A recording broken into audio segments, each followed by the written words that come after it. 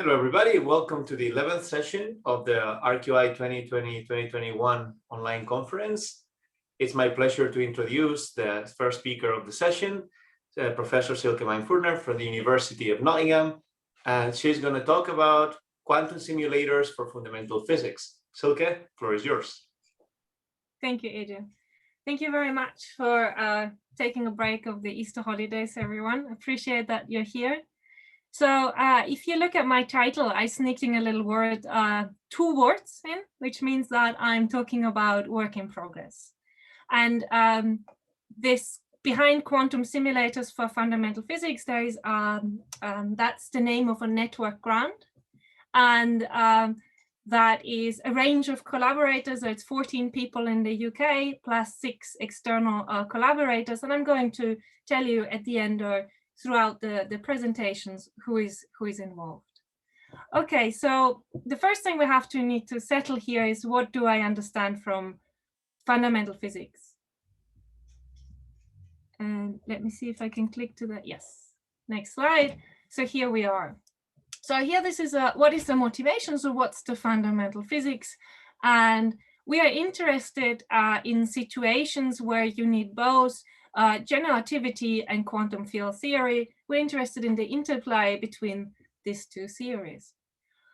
And so there is a predicament here that is that there are a variety, a range of processes that occur in situations that are, well, difficult at best, or in some cases outright impossible to experiment with. And these are situations where, combined with the fact that whenever these situations occur, our calculational or our toolboxes or our conventional calculations are really being tested. So that's my daughter in the background. So what are these situations? So these are when the gravitational interactions are strong, for example, when quantum effects are really important, or when you look at processes that occur over length scales that stretch beyond the observable universe. And so these are sort of the situations which we would like to investigate, but there is a problem. And the problem is that, of course, because of this this weird situation in which we encounter them, we cannot introduce the usual cross-validation scheme between theory and experiment. And so what we want to test is not if our theoretical models here, it's mainly quantum field theory in curved spacetime. We're not testing if quantum field theory in curved spacetime is a good description, or at least a good at leading order. We're assuming that a quantum field theory in curved spacetime is working. We're not questioning that. But what we really question is, well, given that theory and given the physical situation or physical process we would like to investigate, how much can we really trust our calculational toolboxes? And this is what we want to test. We want to test how we extract the information from quantum field theory in curved spacetimes in situations where there are, interesting physics expected to arise, such as around event horizons or black hole horizons, when you have metastable initial state, and so on. So how are we going to do this? So we cannot look at the universe, at the real world, but what we are trying to do is to, excuse me, my daughter is creeping up here in the back. Sorry, let me get back to the presentation. Right, so how can we do this? How can we add an experimental component to this at present, highly theoretical, approach? And so what we are looking at is we're turning to systems which are very different to gravitational systems. Right, at first, we're interested in, or main candidate for the systems we have in mind is we want to look at experimentally accessible systems, such as fluids and superfluids or optical systems. And what we are looking for in these systems is to where you have small fluctuations within, and the additional requirement is that these small fluctuations, they can be described as an effective relativistic quantum field theory in an effective flat or curved spacetime geometry. And so this is the requirement. And once you have a system like that, we would say, well, if it's a quantum system, we say this is a quantum simulator. And this quantum simulator could potentially be used to explore some of these weird processes which are outside of our observational realms. So what are the systems here? I sort of depicted them here a bit on the left. We have here a rotational vortex flow. So we're looking at, for example, surface waves on the air-water interface. But of course, if you're interested in quantum effects, you need to work with fluids, which you can cool down sufficiently to reduce thermal fluctuations in the systems. And then we tend to superfluids. Here, for example, in the middle, you see a chip, a nanofluidic chip that's used to confine helium-4 flows on nanoscales. And below you see a setup, an experimental setup, where you look at ultra-cold atom systems, or Bose-Einstein condensates, pure superfluids. So this is our approach. Our approach is to tend to these analog gravity systems or quantum simulators for quantum field theory in curved spacetime. So now we had already a range of talks, very interesting talks on analog gravity systems. Last week, I think, for example, Chemot and Rousseau. And what I would like to stress here is something that while we already have some very nice results in these fields, these gravity simulators have a huge potential. And that is because of its versatility. So when you want to simulate any simulator, you want a simulator with a lot of knobs, right? If you have a lot of knobs, you can test a lot of different, a large parameter space, for example, or you can test different scenarios. And this is what we want to do. So there is not one analog gravity simulator or one simulator that could test all of, for example, the wonderful physics that's laid out in Birrell's book on quantum fields in curved spacetime. But recently there is this realization that if you're not working with a single fluid, but for example, if you work with multiple fluids, right, you add another component and you make your system more complex, more difficult to deal with, but at the same time, you're doubling the numbers of parameters. And so you have more knobs on your simulators. So if you take all of this into account, then you could ask, okay, from a purely theoretical point of view, at the current time on a piece of paper, best case scenarios, what do you think we could do? And that doesn't mean that this is all we can do that's there, but I'm saying at the moment, we know on a piece of paper, we can do the following. So when it comes to curved spacetime, you want to know, well, which kind of spacetime scenarios in principle can I set up with? Can I set up in my tabletop experiments? Well, you can set up, of course, flat spacetime, and flat spacetime is not boring, but of course you need to have a Minkowski spacetime, and yes, we can do that. You can set up analog black hole horizons, apparent horizons in a system, and you can investigate, for example, Hawking radiation most prominently, as for example, Jeff Steinhauer is doing in ultra-cold gases of ultra-cold atom systems. You can also look at cosmological scenarios. And there you can look, for example, at inflationary scenarios. And on a piece of paper, we can actually have sufficiently many E-folds to see mode freezing in a system. In principle, it could be possible, even though it's very challenging to set that up in an experiment. Now, beyond that, right, so it just shows you, look, we can have time-dependent scenarios, we can have horizons in the systems, black hole-like horizons, and we can also investigate Minkowski spacetime. So that's all nice, but that's not all we can do.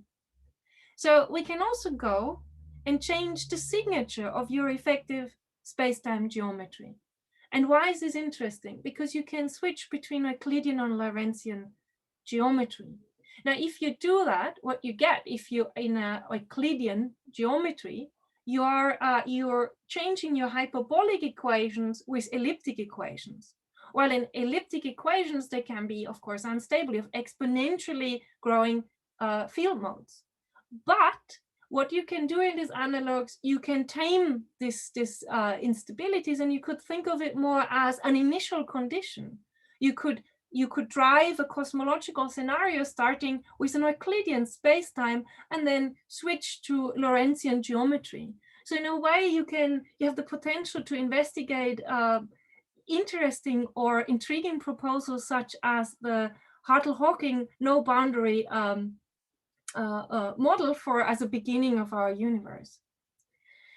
So that's when I talk about quantum field theory in curved space-time, right? So the geometry and the signature, that's very much related to the space-time geometry, the effective space-time geometry. But what are the fields which we're really getting in this setup? Well, and at the moment, the main focus, and I really want to stress here with a big exclamation mark, at the moment, or that's what we're doing right now, but that's not the limitation of the field. At the moment, we're looking at scalar fields on an effective curved space-time geometry. And these scalar fields, they're mostly massless, but we know how to make them massive, again, by using multiple component systems. And so I can have a massive scalar field. They are, at the moment, what we considered are minimally coupled to this effective metric, which is provided by the fluid flow, for example. And then what we can do, we can have a mass square term, which is positive, but we can also set up massive field series where m squared is negative, where the mass is imaginary. These are tachyonic field series. The study of tachyonic field series is an interesting subject on its own. And what you can make, not just you have these two regimes, stable, unstable, you can also have metastable field series. And this is what I'm going to talk about, metastable field series. What happens if you have a scalar field that's initially in a metastable state? So, and then last but not least, you have a beautiful, let's say, quantum simulator for quantum field theory in curved spacetime, and you need to interact with it. And so the most natural tool for anyone coming from the quantum field theory in the curved spacetime geometry community would be to look at effective UNRO detectors. And here what you can do is you can set up real life UNRO detectors interacting with your quantum field theory in a minimalistic way. And so there's also the possibility to learn from the systems as how to set up real UNRO detectors. And so here I would say specifically this last part, that's my personal conjecture. There is perhaps, in my opinion, this could be lead to a change in direction of how we look at UNRO detectors when it comes to quantum field theory in curved spacetime overall. So a long discussions, and it all boils down to one thing. So analog gravity is a field where over the last 10 years, through the efforts of very dedicated people, we have with beautiful results obtained already, we've shown that it works. You can set up these simulators and you start to see the physics as we expect it to arise in quantum field theory in curved spacetime. So we have validated this approach, for me, beyond doubt. But what we have not achieved so far is to make this next step, that beyond reproducing and turning a range of abstract ideas into reality, we have not applied it to quantum field theory in a curved spacetime, in a sense that we learn from these analogs and really drive the research in quantum field theory feedback onto the theoretical progress to drive that field further. And this is the ultimate goal, I would say, in this community. So here is what do we try to do as this consortium of people, this 14+6 investigators, what do we want to do? Well, we want to study through this tabletop approach, tabletop experiment approach, we want to investigate the quantum vacuum and quantum black holes.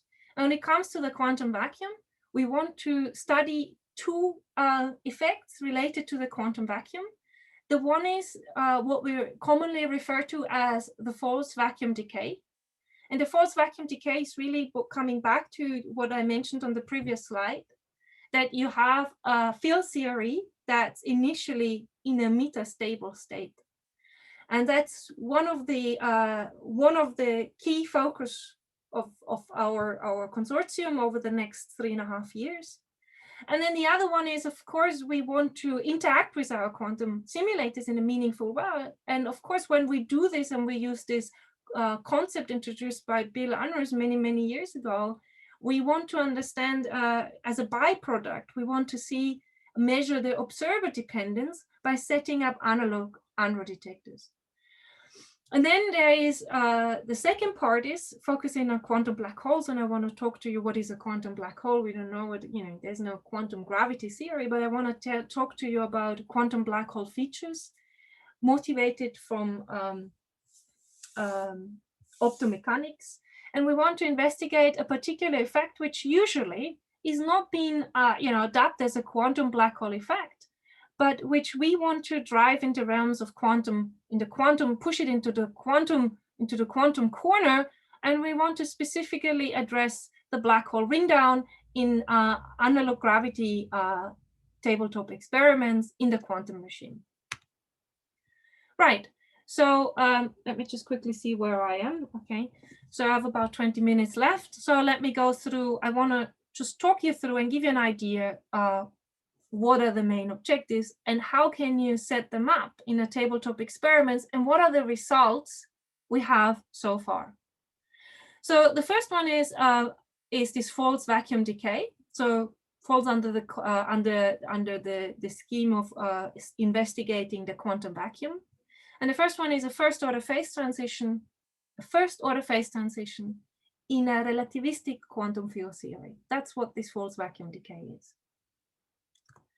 So in another way, perhaps to make it a bit more real.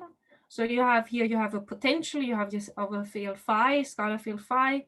And what if this field phi starts out in the wrong footing? What if it starts out in what we call a false vacuum, which means it's not the lowest energetical state, it is a local minimum here. So what happens to this? So classically it could just sit there, but quantum physics tells us that this field psi will not just stay there, it will decay. And this is dubbed as a false vacuum decay via a bubble nucleation process. And so this is an effect that is interesting on its own right. It's a first order phase transition, relativistic field theory. It's particle physics inspired, right? It's something in particle physics, which is interesting object of study, but it's also interesting. It's for cosmology, because it is one possibility in cosmology for a pre-Big Bang scenario. So could the universe have started out on the wrong foot in a false vacuum? So this would be sort of a pre-Big Bang scenario. And of course, this is just one of many ideas people have. But, by going down this avenue, could you find some observational traces after the Big Bang left behind in our universe to rule out or to establish this proposal? So now this is a beautiful idea, in my opinion, right? But there is a bit of a caveat here, because this is a non-perturbative, a non-linear, a non-equilibrium quantum field theory process. So in other words, our insights are limited by the insights provided by our restricted calculations. For example, the instanton calculations, where we simply calculate transition amplitudes. But what we are missing is a time, an evolution in the time domain of this process. So what one can hope for by setting up these tabletop experiments, we can set up an evolution and map out this process in the time domain. And through this, of course, test also how valid our approximation schemes really are. So this is the goal here. Now, how can we do this? And I have to be quick. So as I mentioned before, an ideal candidate, and this is perhaps many of you will heard about Jeff Steinhauer's experiments, ultra-cold gases of bosons, ultra-cold atom systems, pure superfluids, Bose-Einstein condensates are ideal candidates for analog gravity simulations. Now, what do you need to do if you want to set up a relativistic field theory that starts out in a metastable state? You have to opt up your game. You have to add another component. So you need to have a two-component Bose-Einstein condensate. So what is a Bose-Einstein condensate? Well, it's as I already mentioned, it's an ultra-cold dilute gas of a fixed number of bosons, and which are trapped and then cooled down such that they go this spontaneous phase transition. And so what you have this Hamiltonian density to describe the system here, and you have a kinetic term here, you have a potential term, they're trapped, as I said, and then you have an interaction term, and it's very limited because you're dealing with a highly dilute gas. You're only assuming that two atoms really meet and scatter. You would need 3 to form molecules. So you're just assuming that atoms meet, two go in and two come out, they just scatter off, and that can be described with an S-wave potential. So you just have this scattering, simple scattering term here.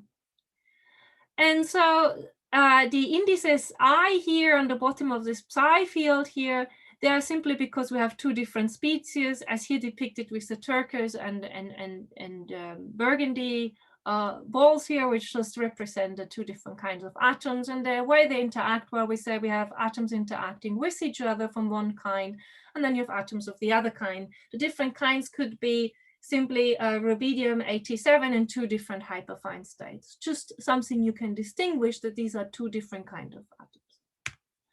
Now, what you do, and this is what now I need to, a very quick roadmap.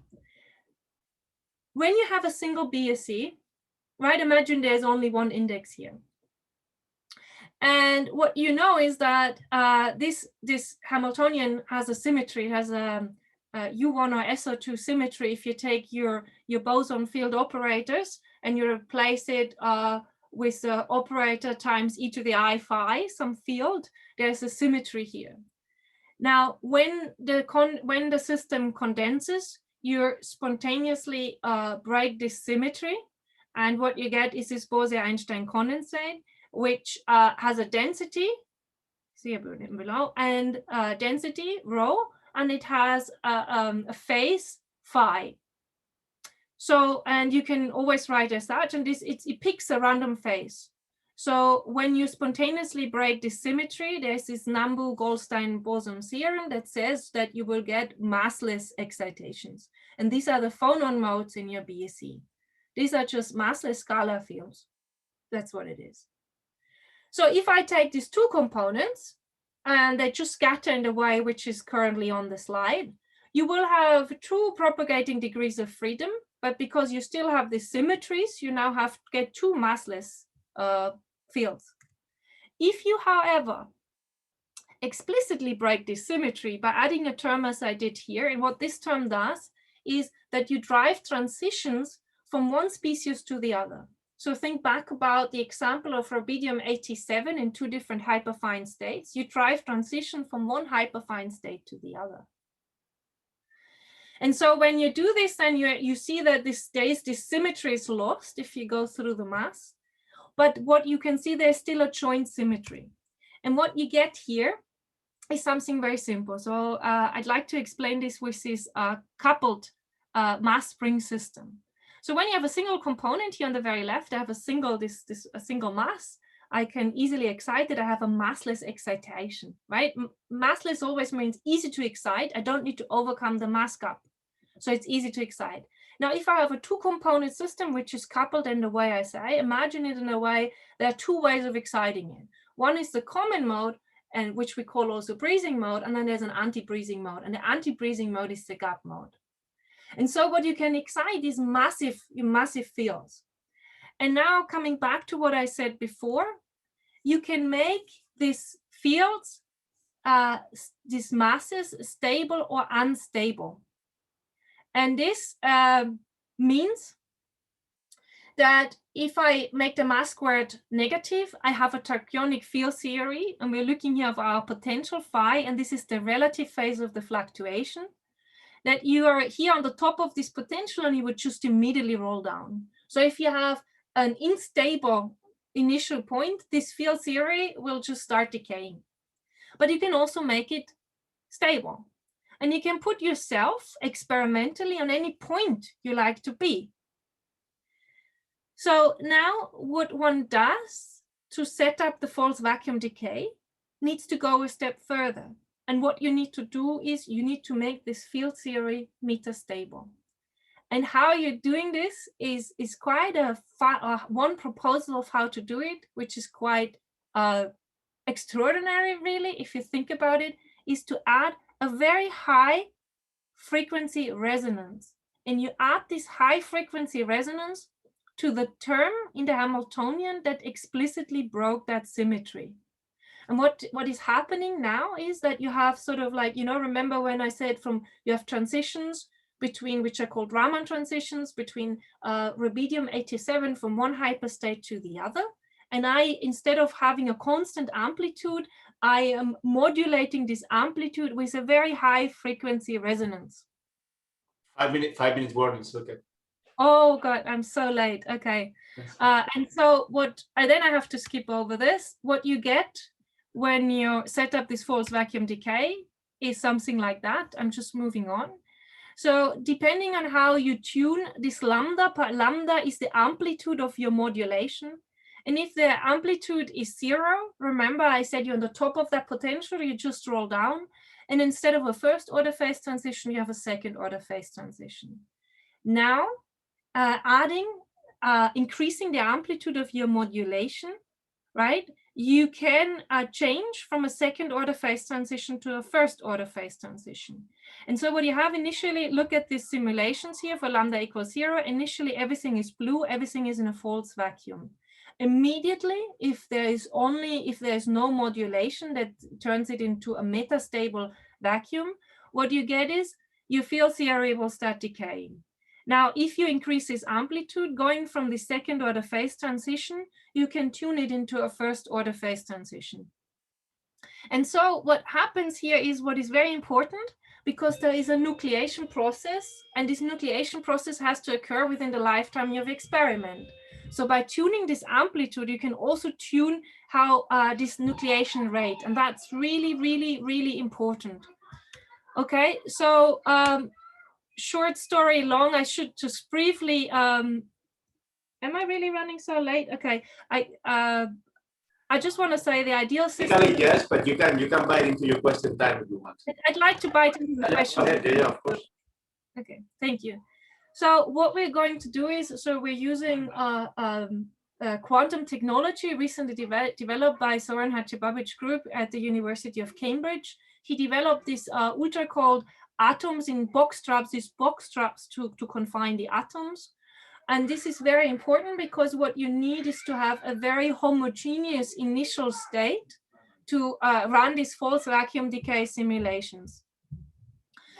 And so this is one of these initiatives which we're trying to push forward. We want to understand how there's a high-level modeling support needed to put yourself into the right point in parameter space to be able to observe this nucleation process, to then study how when you nucleate, we have this bubble nucleation process here, and you have, as you see, for example, here, lambda equal 1.4, there's one bubble, and it interacts with another bubble here, and if you have these multiple bubbles interacting, you have correlations between them, and depending if they fall into the same or different vacuum.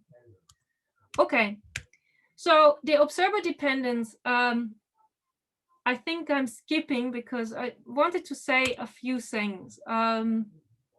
Need to make a choice now. Let me just say, let me just talk a bit about the Unruh effect. So as you all know, we had many talks about that.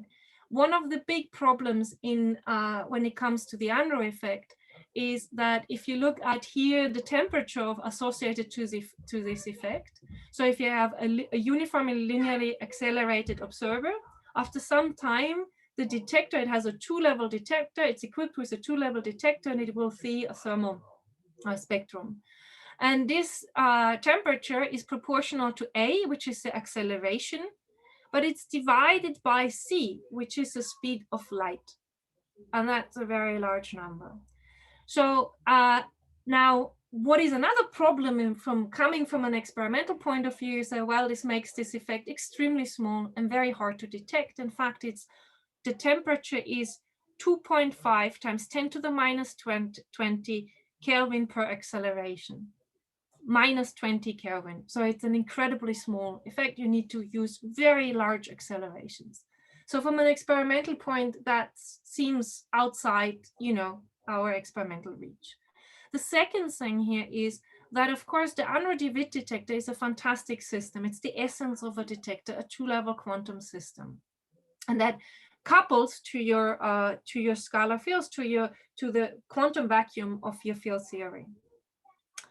And so, of course, this is what you're assuming is a point-like detector, is a highly idealized detector. But how could you ever set that up in, for example, in these analog gravity systems? You need a real-life detector, right? And the smallness is the problem.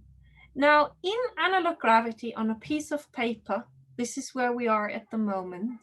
We say we can overcome all of these challenges. And so there are some things we have to overcome. I want to advertise Jorma's talk, Jorma Leuker's talk, in April. I think it's the 21st of April. I'm not quite sure. It's not next week, I think the week after. He is the first speaker, and he will talk about this in more detail. And one of the tricks you need to do in order to set that up in analog, you cannot just be a linearly accelerated detector, but you have to be, you should put yourself on a circular orbit, and there are many reasons. One is that there is no analog of relativistic proper time. The other is also that we have a finite size system.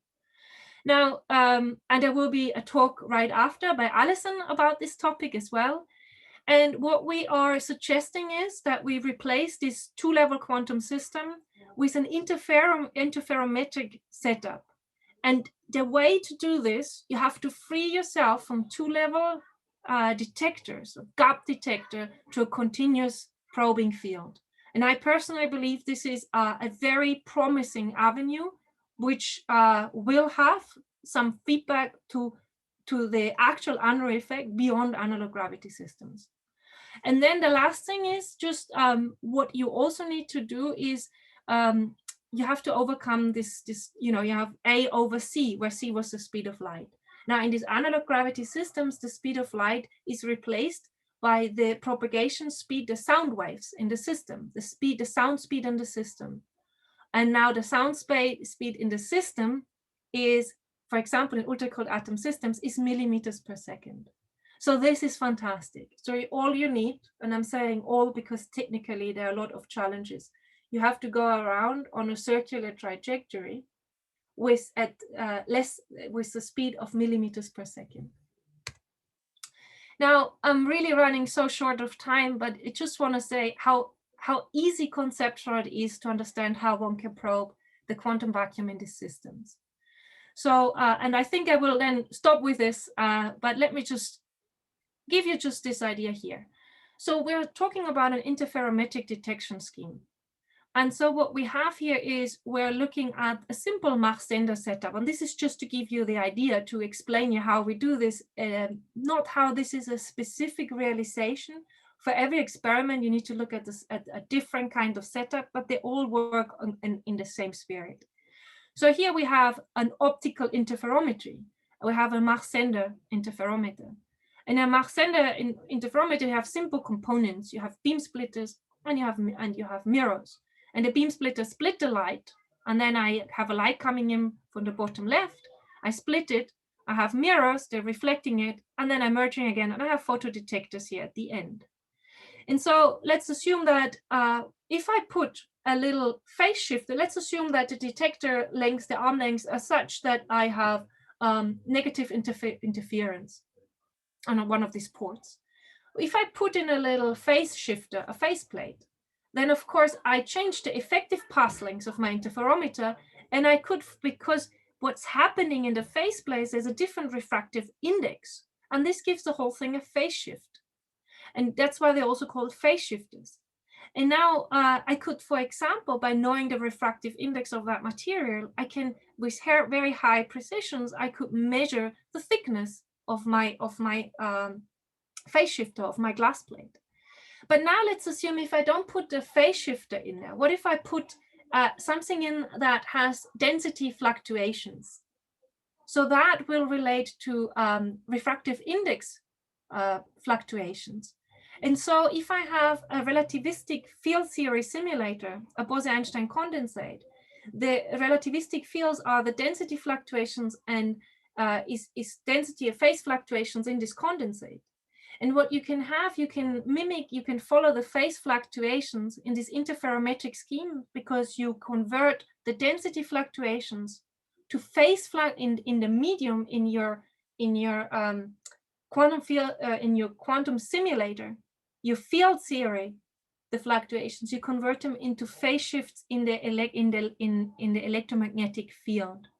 So you can one-to-one map from density fluctuations, which you should think of your fluctuations, your quantum vacuum fluctuations in your relativistic field, and you convert them to phase fluctuations in your interferometric detection scheme. Okay, and that Jorma's talk will give some details about linear trajectories, acceleration on linear trajectories. And of course, when you do this, you need to do a very detailed modeling of the system at hand, namely a Bose-Einstein condensate or superfluid interacting with the electromagnetic field. And you need to do a detailed modeling. You would need to work out the numbers to see if you can get, for example, above the shot noise in your laser when you move on these trajectories, that you can really see a shift in your observed spectrum due to the present acceleration. And unfortunately, I'm running so late, I really have to stop now. I didn't manage to get to the quantum black hole ring down, but apologies for that. I skipped right to the back and just say quickly who is involved. So these are sort of the consortium, the people who work on it. Unfortunately, I haven't been able to talk about the quantum black hole part. Apologies. But what I really, really enjoy about this consortium is the different people coming together, and by trying to sort of this interdisciplinary approach.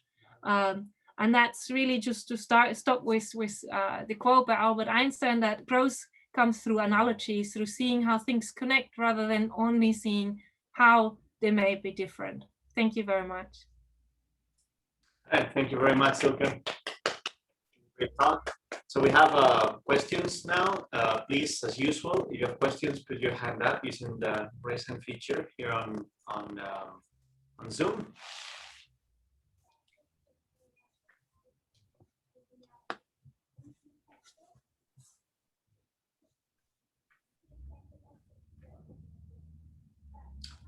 Or if not, you can find it. Oh, there we go. Rob, go ahead, please. Yeah, hi, thanks. Yeah, too bad you didn't have more time. I'm wondering, in the false vacuum, is there any possibility of simulating a black hole in a false vacuum? So that's a good question. So in fact, the three people on the consortium, Ruth Gregory, Ian Moss, and Thomas Billum, they have simulated the seeded false vacuum decay. So rather than just saying, let me start with a metastable field theory and see how it decays, let me initiate that process. And one way to seed it could be through wasn't quite analog black holes, but you could potentially try to overlap these two. Now, have in mind, it's not going to be easy to set something like this up, because there are the conditions or constraints on the background system of how to set up the false vacuum decay, and then there's a different set for an analog black hole, for example. So perhaps my way to look at it would be something in between. Could I set up? Could I initiate a false vacuum decay through some sort of something that looks similar to a compact rotating object or something? And yes, it could be. But this is sort of many steps away. Would be very challenging anyway. It's already very challenging to set up the false vacuum decay. Yeah, I wondered, because black holes and false vacua can undergo interesting phase transitions. So one of the motivations for doing it as well is the possibility of simulating a black hole phase transition. So I think that the way I see it, how you could get a lot out of that and how this could help towards your question, is a different way. So through this program, we will have to develop tools, numerical tools, to support the ongoing experimental efforts. So what this means is we're already developing some of these images you see, and these are simulations in the time domain. And we are trying to see which ones are going to be the right ones to support the experiments. So what we're going to do with this effort is to learn how to do the modeling. Once you know how to do the modeling, the idea would be then to go back to the gravity sector and apply it. And then you could say, well, could I now apply it to black holes? Could I sort of merge, like, now I know how to do it, in this case, the modeling, can I now apply it to gravitational systems such as black holes?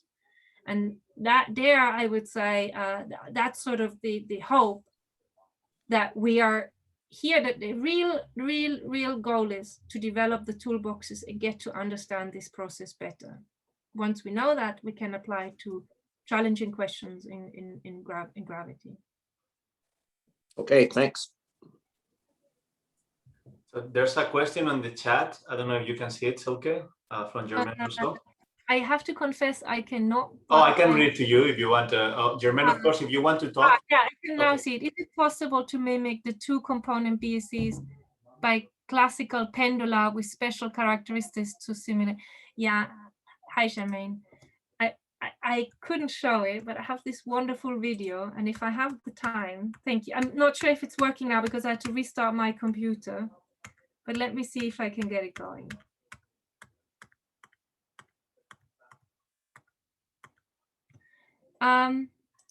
Does it work? Yes. So I need to switch this off. So here, this is this inverted pendulum. So in fact, this is precisely what it is. So what the guy is, he has this, we'll see a pendulum, but he can also add a high resonance frequency. So the pendulum hangs, if you put it on the top upside down, it's unstable, will just fall down, okay? So it's stable around the bottom part of course, normal pendulum. But now if he adds a high resonance frequency, these things become stable on the top.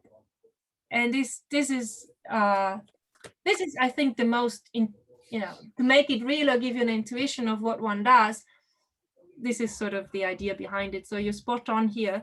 The problem, which is really here, and I couldn't get into it, if I take a field theory and I add a parametric resonance, you will get exponentially growing field modes. And this means this is an instability on its own. You have the whole K instabilities. And so what you need to make sure is that these K instabilities cannot grow. Someone is not mute, makes a lot of noise. Could everyone who's not talking, thank you. So if you have this, so one of the problems really is that you do not add a parametric resonance with instabilities. You don't have K instabilities in your simulations. If you do, if you do, This is the different ones. This is the false vacuum decay as we would like to have it. And this could be if it's Fouquet instability dominated. What is interesting is that you can still see the bubble nucleation, but you couldn't do any long-term dynamic studies with it. So all these nice things here, you have these nice interfaces, how different bubbles interact with each other, depending if they're the same or opposite vacua. There are many vacua, true vacua. These long-term dynamics could not be studied because the Fouquet instability is dominating the long-term studies. And so one challenge will really be to make sure that those don't occur. So the modeling is really, really, really important. So this is why this only works as a collaboration between people from cosmology and people from ultra-cold atoms coming together to make this happening. All right. There's another chat. He said we have to stabilize Fouquet, like with an exclamation point at the end. Yeah. The thing is, yeah, so we have to start. So the whole thing is an interesting topic, because there is what people do in ultra-cold atoms. For example, one of the collaborators is Jörg Schmidmeier, and he gave a talk here a few weeks ago, and Sebastian Ernie as well. And they do fantastic things, you know. So when you talk about ultra-cold atoms experiments, they go to, I don't know, 10th or 10th order correlation functions. Extracting it from the systems is really wonderful. But what Jörg also always says, when it comes to Fouquet, they don't call it, they call this whole thing Fouquet engineering. And to understand these Fouquet instabilities. And there is still a very open question. So I think that perhaps, you know, our theoretical insights are not complete or not good enough to really fully understand it. But this is an effort, independent of this program, and it does directly link Fouquet engineering to the false vacuum decay. All right, perfect. Thank you, Jermaine and Silke. Are there any more questions? I have time for one more, if anybody has one. Okay, if not, let's thank Silke again. Silke, thank you very much for the great talk. Sorry for running out of time. No, it's totally okay. All right. All right, our next speaker for the session is Alison Morgan-Sachs from the University of Waterloo. Well, Alison is going to tell us about entanglement harvesting with modified dispersion relations. Alison, floor is yours. Thank you. Yes, so as Water said, I am talking about entanglement harvesting with modified dispersion relations, and not sort of exemplified in this title is the fact that this is actually related to it's actually related to analog gravity. So we'll go ahead and dive into that with the sort of logic chain that shows the motivation behind this talk. So this talk was done in collaboration with, or this work was done in collaboration with Rob Mann and Silke Weinferner. So we start out with the idea that entanglement harvesting is this well-studied theoretical protocol, which I will talk in more detail about later, that has some interesting uses, but it's yet to be experimentally tested as yet. And so analog gravity offers this sort of paradigm for, as Silke went into detail about, to sort of not only breed interdisciplinary research and interaction, but also sort of verify in the toolbox sense a lot of the effects that we see in quantum field theory and curved spacetime. So one of the questions that we have is, well, can we then simulate entanglement harvesting in analog gravity?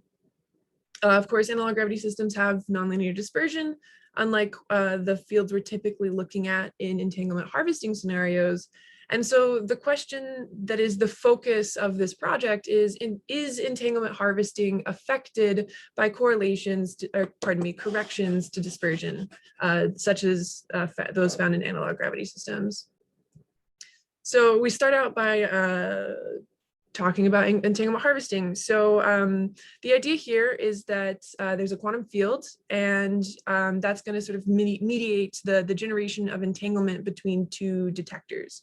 So if you have two detectors, which might be qubits or atoms or some such else, if they start initially uncorrelated, even if they never come into causal contact, they can become correlated, either classically through non-zero mutual information, or they can become entangled. And I have a nice little video here just indicating the sort of lack of causal contact that we're talking about here. So the two detectors interact with the field, and during that interaction, they never have a chance for signaling. So the output of this protocol is 2 qubits, 2 detectors, 2 quantum systems of two small quantum systems. And then the entanglement is typically quantified by negativity or often also concurrence, which are simply measures of entanglement. They're entanglement monotones. And then one goes about exploring the parameter space, understanding what are the scaling properties given detector separation, detector gaps, switching time size of the detectors, et cetera. And I'm actually going to go forward to this slide, which is sort of what are the results that we often see or have seen in the past. So these are various works in entanglement harvesting. Of course, there's the entanglement generation of simply starting with uncorrelated detectors, and without causal contact of those detectors, you now have generated entanglement. But sort of more interesting are a lot of other effects that we see, which are the amount of entanglement that you generate actually is different depending on the geometry of the spacetime or the topology of the spacetime.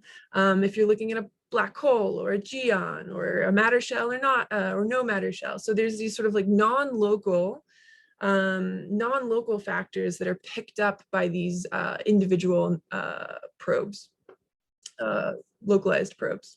So there are also interesting effects in metrology with range finding and quantum seismology, which is just extreme sensitivity to deviations from a specific frequency here. And then one of the sort of one of the applications that I find myself most interested in is characterizing the entanglement structure of a quantum field. So these are all sort of things that information you get about the quantum field. And I think the most interesting one here is the fact that quantum field theories exhibit entanglement, but that entanglement can be difficult to characterize. This is because for systems with so many degrees of freedom, the only entanglement monotones that we have are for pure states. And so if you want to look at subsets of the field that aren't in pure states, you're not going to know, you can figure out if they're entangled, but to measure the amount or to have some sort of partial ordering on the amount of entanglement you have there, we just don't have those tools. So the idea here is to probe the entanglement in these regions and then swap it to a pair of 2-level systems. And then if those 2-level systems are of the appropriate size, you can measure the entanglement on them. Because the entanglement for example, two-level systems is easy to characterize whether or not they're in a pure or a mixed state. So this might give some interesting general ideas about scaling properties of entanglement based on the different tunable parameters of the model. So related to this is the question of, if we're doing entanglement harvesting in an analog setup, what can entanglement harvesting tell us then about the entanglement structure of the condensed matter systems, or rather the relativistic fields of the condensed matter systems that show up so commonly in analog gravity? So that's entanglement, that's entanglement harvesting. I'm only briefly going to talk about analog gravity since I'm following up from Silke here. I just want to say that the analog gravity systems, they're a wonderful place for cross-disciplinary work, bringing together people from gravity, people from optics, people from fluids, people from condensed matter. And then it enables laboratory experiments that have an aspect of a confirmatory nature to them. And so just moving on, going into why is it that we're talking about modified dispersion in entanglement harvesting, and how is that related to analog gravity? Well, dispersion is modified typically in analog gravity systems. So what we're going to do here, instead of looking at linear dispersion, which is what is almost universally done in entanglement harvesting. Instead, we're going to look at small positive and small negative corrections to dispersion, and then we're going to study the qualitative and quantitative differences that this produces in the negativity that is output by the entanglement harvesting protocol. So that in particular, the positive correction to linear dispersion is of note because it is relevant for Bose-Einstein condensates. So the model that we are going to use is this powerful model of the underDeWitt detector it's so useful because it yields tractable calculations. It is a good model of the light matter interaction as long as you don't have angular momentum exchange, and it yields results that are typically finite or regularizable. And so it just tends to be a powerful model, even if it is so simple. And so here is the model. So this is the interaction Hamiltonian given in the interaction picture. So we're doing entanglement harvesting. So we have a pair of detectors. Here we have a sum over detector A and detector B. We start off with a coupling, some small coupling, and we'll do, this will be the sort of perturbative parameter. And then we'll say that this whole section here, including this function here, is a time-dependent coupling that allows us to turn our detector on and then off again. Then we have some internal dynamics. That's going to be the monopole moment, if you're familiar with that. And then over here, we have the shape of the detector or the size of the detector. This allows us to describe, is this a point-like detector, or is this a detector that is just it's perhaps a Gaussian or a box. And then finally, the field operator here. And the field operator is where a lot of the interesting extra tidbits I put in. So if we want to implement a UV cutoff, this is where that goes, or an IR cutoff, that's where that goes. And it's also where we will be implementing, of course, the modified dispersion relation. Okay, so the typical dimensionalities that people look at for entanglement harvesting in the literature are there. People have done 2+1 dimensional studies before, but people tend to focus, the researchers tended to focus on 1+1 dimensions and 3+1 dimensions. 3+1 dimensions is, of course, where we live, and 1+1 is sort of the simplest case that people tend to look at. So 2+1 dimensions tends to lead to somewhat less tractable calculations. They're just a little bit more difficult, but not unsurmountably so. But we will study 2+1 dimensions because analog gravity models tend to be 1+1 or 2+1 dimensions. It's not really feasible, at least right now, to create a 3+1 dimensional analog gravity system, especially not one where you're going to be able to probe directly to a single point in that model, in that system. So we'll go ahead and go into a little bit of background about what entanglement harvesting looks like in 2+1 dimensions when you have the usual dispersion. So here we have a plot with, well, I'll go through the parameters first. We're going to have a spatial smearing and a time switching that are both going to be Gaussians of a non-dimensionalized parameter 1. And the non-dimensionalization scheme that we're using here is c equals h bar equals 1, which is usual, where c is the speed of sound or the speed of light. And then psi here is now a length scale. So for example, in a Bose-Einstein condensate, that might be the healing length. So we've chosen the detector size and time and switching time to be on the order of the healing length here. And then there is a pretty strong UV cutoff given by the healing length here, which is a unit 1. So if we look at this, we have the detector separation is over here on the horizontal axis of our plot. We have the energy gap on the vertical axis. And this sort of yellow region here is where no entanglement can be extracted. And this is sort of a well-known result. It's been seen in 1+1 and 3+1 dimensions. That there's, if you go far enough out, you're going to hit a region where entanglement drops off to 0. The converse of that is that if you pick a detector gap, or pardon me, if you pick a detector separation and you increase the detector gap enough, you will always be able to harvest entanglement. But there's a trade-off, which is that the entanglement harvesting is going to go down rather quickly with the detector gap. So each of these lines here represents an order of magnitude drop of the negativity output by the entanglement harvesting protocol. So it's a pretty quick decay. And the reason I'm going in detail over all of these sort of results is we're going to compare to, of course, the subsonic and the supersonic corrections to dispersion. So those are my next two slides. And so the first is this small negative correction to dispersion. And I don't know if you noticed, but it's very, like, I switched slides, but it's kind of hard to see because they're so similar. So I'm going to switch back and forth here real quick, just to give you an idea of the difference between the two. So it's linear dispersion and subsonic, and linear and subsonic. So there is a small region where entanglement harvesting was possible with the linear dispersion, and it's not with the subsonic dispersion. But otherwise, we see very similar behaviors in terms of the zone where the negativity drops to 0 is sort of a similar shape. And we have this similar scaling property with the energy gap. And if here the dispersive strength parameter h bar over 2m is set to 1/2 in this non-dimensionalization scheme. And so more interesting than the subsonic correction is the supersonic correction, because this one is the one that is related to Bose-Einstein condensates.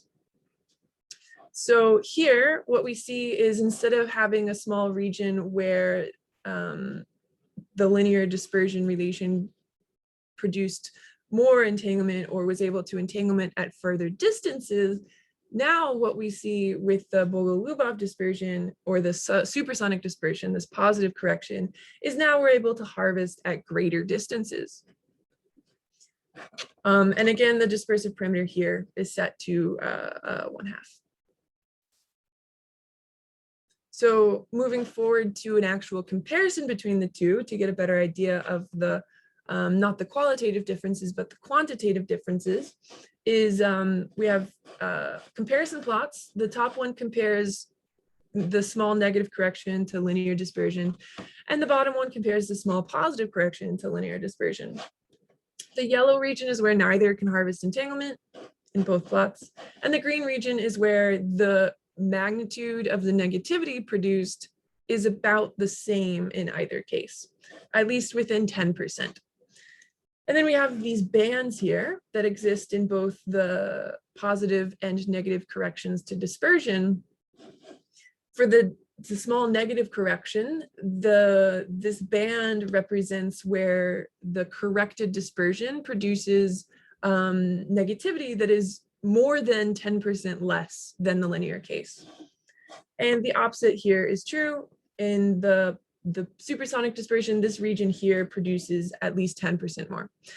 So one of the things that I find particularly interesting about this region is that this region isn't a particularly experimentally stable, I guess you would say, region anyway.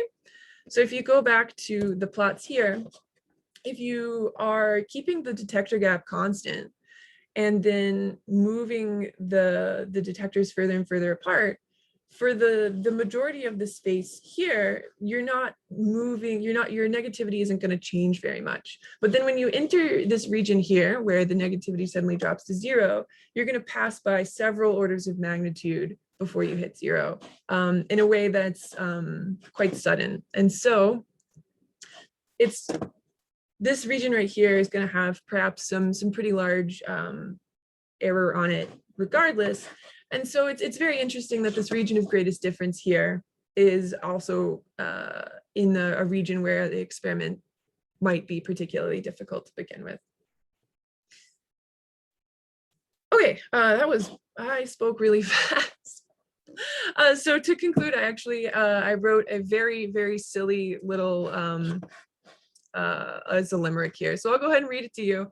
Entanglement production unmuffled by dispersion, even if ruffled. We did the math, let's unplug the bath, and our hypothesis might well be shuffled. So in less poetic terms, my conclusion is that small corrections to dispersion in analog gravity systems they're not going to change the qualitative behavior of the entanglement harvesting protocol for the parameters that we've studied and presented here. So it's quite possible then, and our results sort of show that entanglement harvesting should be simulable in analog gravity systems, but care should be taken in this band where the entanglement harvesting or the entanglement from the protocol vanishes. And thank you for your time. All right, thank you very much, Alison. Great talk. So time for questions. Questions could be, they don't have to rhyme. You can just ask them as they come. Please put your hand up.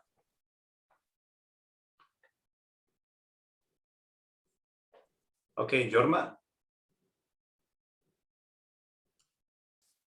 Hello, thank you very much. I'd like to ask two questions about the role of the ultraviolet cutoff that you had. So first, I can see why an ultraviolet cutoff is needed if the coefficient of the k to the fourth term is negative. Is it needed also if the coefficient of k to the fourth is positive? And the second question is, how sensitive are the results in either case to your choice of the ultraviolet cutoff? A good question. So the question of whether so I'll talk about the first question first, which is whether the UV cutoff is required for the positive correction. So for the negative correction, you need it because eventually that dispersion relation gives you an imaginary frequency. But for the positive one, that doesn't happen. So do you actually need a cutoff? So I was motivated to employ a cutoff because we're working in sort of looking towards this sort of Bose-Einstein condensate analogy to space-time. And the way I see it there, we're going to be working in sort of the low energy effective theory, that relativistic theory on that Bose-Einstein condensate. And so we're not interested in the fine grain theory. And so as long as you keep the probe and all of the energy scales down at low enough energies, I would think that either you take the UV cutoff in the field or you implement the cutoff through the spatial profile of your detector or your energy gap so that you're not sensitive to those high energy, or I guess you're just not going to be sensitive to those high energy modes. So that's sort of what I see there. And then as for your second question, which was the sensitivity. So in general,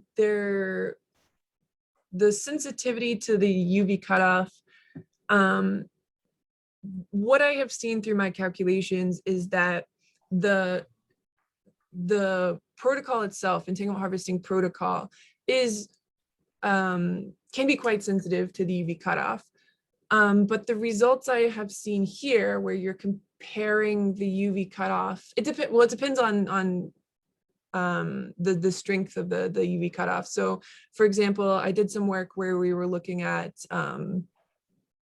a quadratic coupling in the under-DeWitt model, and there you have to employ a UV cutoff because the model isn't regular and you have a UV divergence. So of course it's quite sensitive in that sense. But as for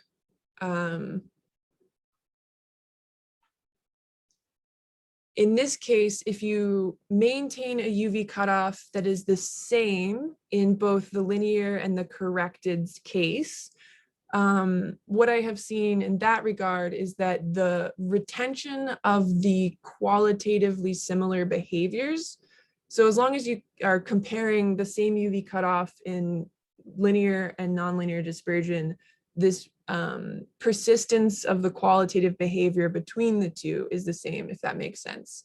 So as long as you're comparing the two on equal footing, we still generally have found that the results show that the qualitative behavior of the entanglement harvesting protocol is not dramatically changed. The comparison between the two, I should say, is not dramatically changed. So if you implement a looser UV cutoff, you're still going to find that entanglement harvesting is not significantly qualitatively affected by a modified dispersion relation. All right. Thank you, George. Thanks. Thank you, Alison. Next question comes from Denis Seletsky. Yeah, go ahead. Yes. Hi, Alison. Thank you for your talk. So I'm funny that you mentioned optics because this is kind of my background. So, you know, in the discussion there is the dispersion arises through Kramer-Kronig relation, which ultimately relates to causality.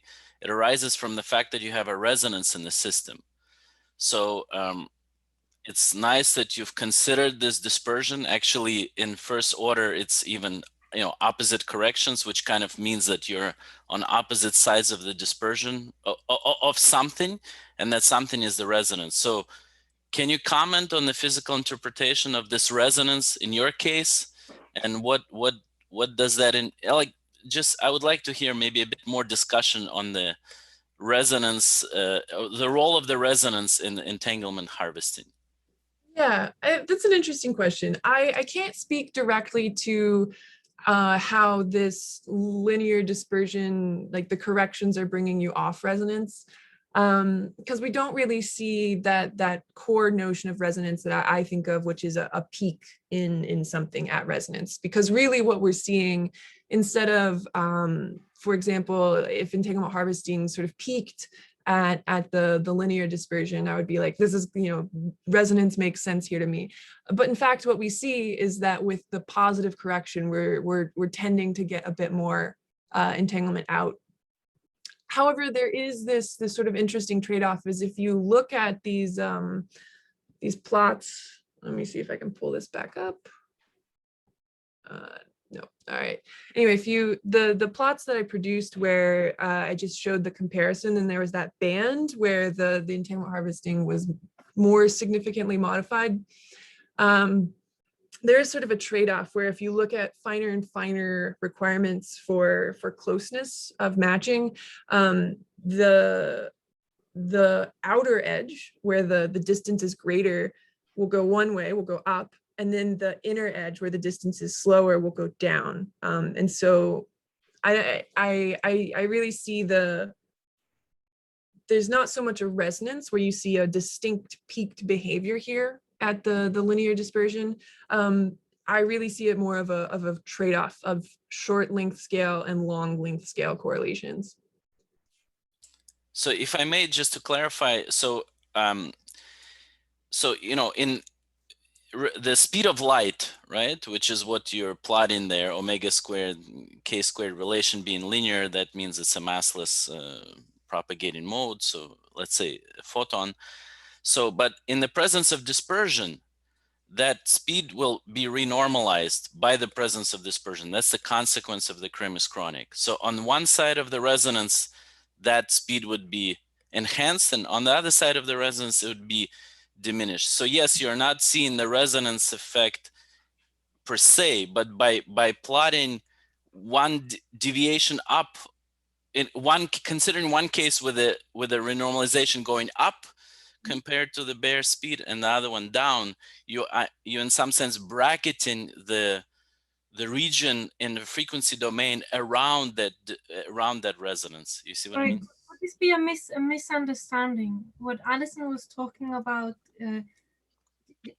so what the system is a superfluid, and we look at, you know, the dispersion of sound waves in the fluid, and it's a matter of fact that the sound waves have a supersonic dispersion. If you look at helium-4 films, superfluid helium-4 films,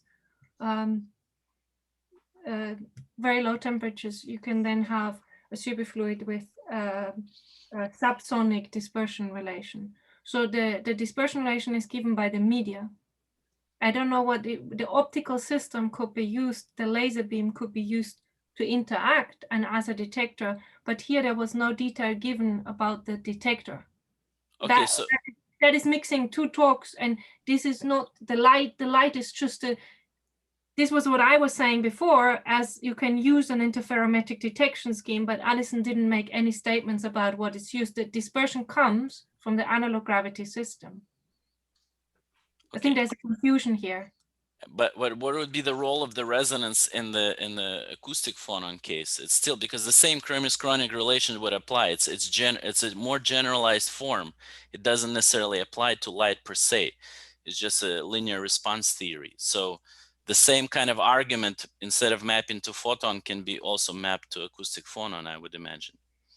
So you're saying if you were, I'm not quite sure if I'm missing something, I think, but are you saying what if you go beyond this, the local propagation speed, so beyond the effective speed of light? Is this what you're asking? Maybe in some sense can be remapped to that. I'm not, maybe that's a discussion to be had outside of this context. No, maybe Jorma, could you help? I'm thinking we're just missing something of, I'm quite, kind of can't answer the question, but I'm not sure I fully understand it. Maybe someone else wants to join. Jorma, do you have something to add? I have not fully understood the question, sorry.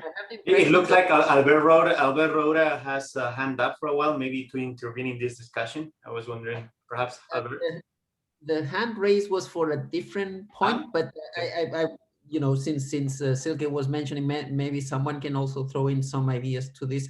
I have the impression that in the end, what Dennis was referring to in this case would be that suppose that you were in a regime where your, you know, perturbations or fluctuations in your superfluid, for example, were a bit more complicated in the sense that maybe because you had at least two different components and you had some non-trivial interactions between them, then you could give rise to effects that were similar to, you know, what you would have in the optical system, so that you would have a non-trivial modification of, you know, the propagator of your phonons would be modified in a non-trivial way by the interaction with other, you know, phonons, other modes in the system at low energies. And in some regime, those could give rise to non-trivial, you know, even, you know, resonant behavior and things like that, you know, resonant excitations, and that, then you would have there the analog of, you know, the Kramer's chronic relation and all these things for this non-trivial, you know, propagation. But it would be then just not just a free theory that would describe the propagation of these free modes, but you would have then non-trivial, nonlinear interactions in general with other, you know, modes, other phononic modes or other low energy excitations of your superfluid. And then through those nonlinear interactions, you could have this non-trivial modification of your propagator, and you would have the analog of all these features that he was referring to. I think that's more in the, maybe in that direction.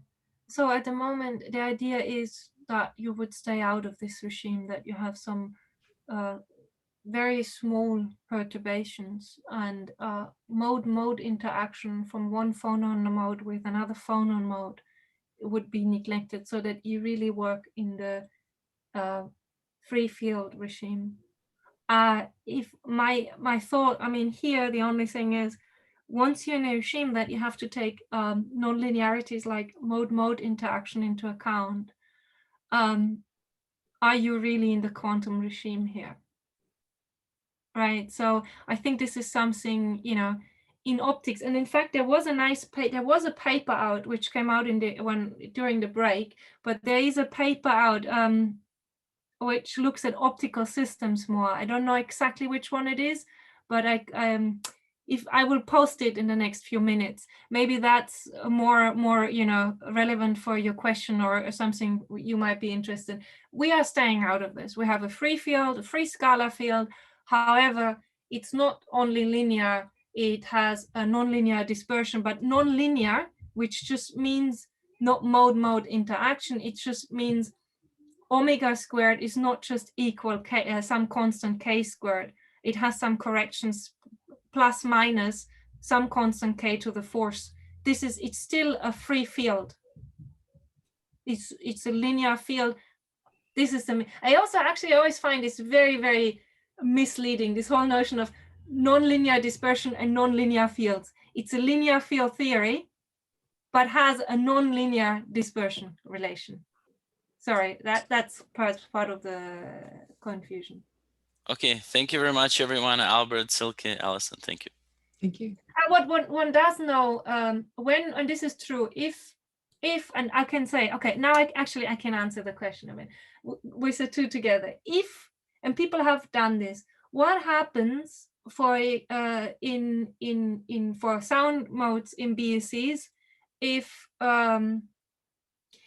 your field fluctuations are getting too high. For example, if you will parametrically excite a single mode or something, and then indeed what is happening, your sound speed is getting modified. And there are certain ways of calculating what are these shifts in the sound speed, how to calculate this. And this has been done. But honestly, I really think this is not the regime you want to be in when you want to study the quantum excitations, the quantum vacuum state provided by your Bose-Einstein condensate. I think you really want to be out of this. Once you're in this regime, you have to worry about many other things. Well, but this, I mean, in the long term, it could be very interesting because it would be the analog of looking at the effects of loop corrections and radiative corrections. So you have this analog quantum field theory, and so far from what you're describing, you're looking at the linear regime where maybe you have a non-trivial background, which can be time dependent and so on, but you still have linear or free fields, so to speak, in non-trivial backgrounds, if I understand correctly from what you were. Whereas the point that you were just mentioning now that would connect with his question would be moving one step further and looking at some analog, well, or really the loop corrections that come from the interaction in general and so on. So that is maybe certainly can be very far ahead in the road, but it by itself, of course, is very interesting physics. Whether it can be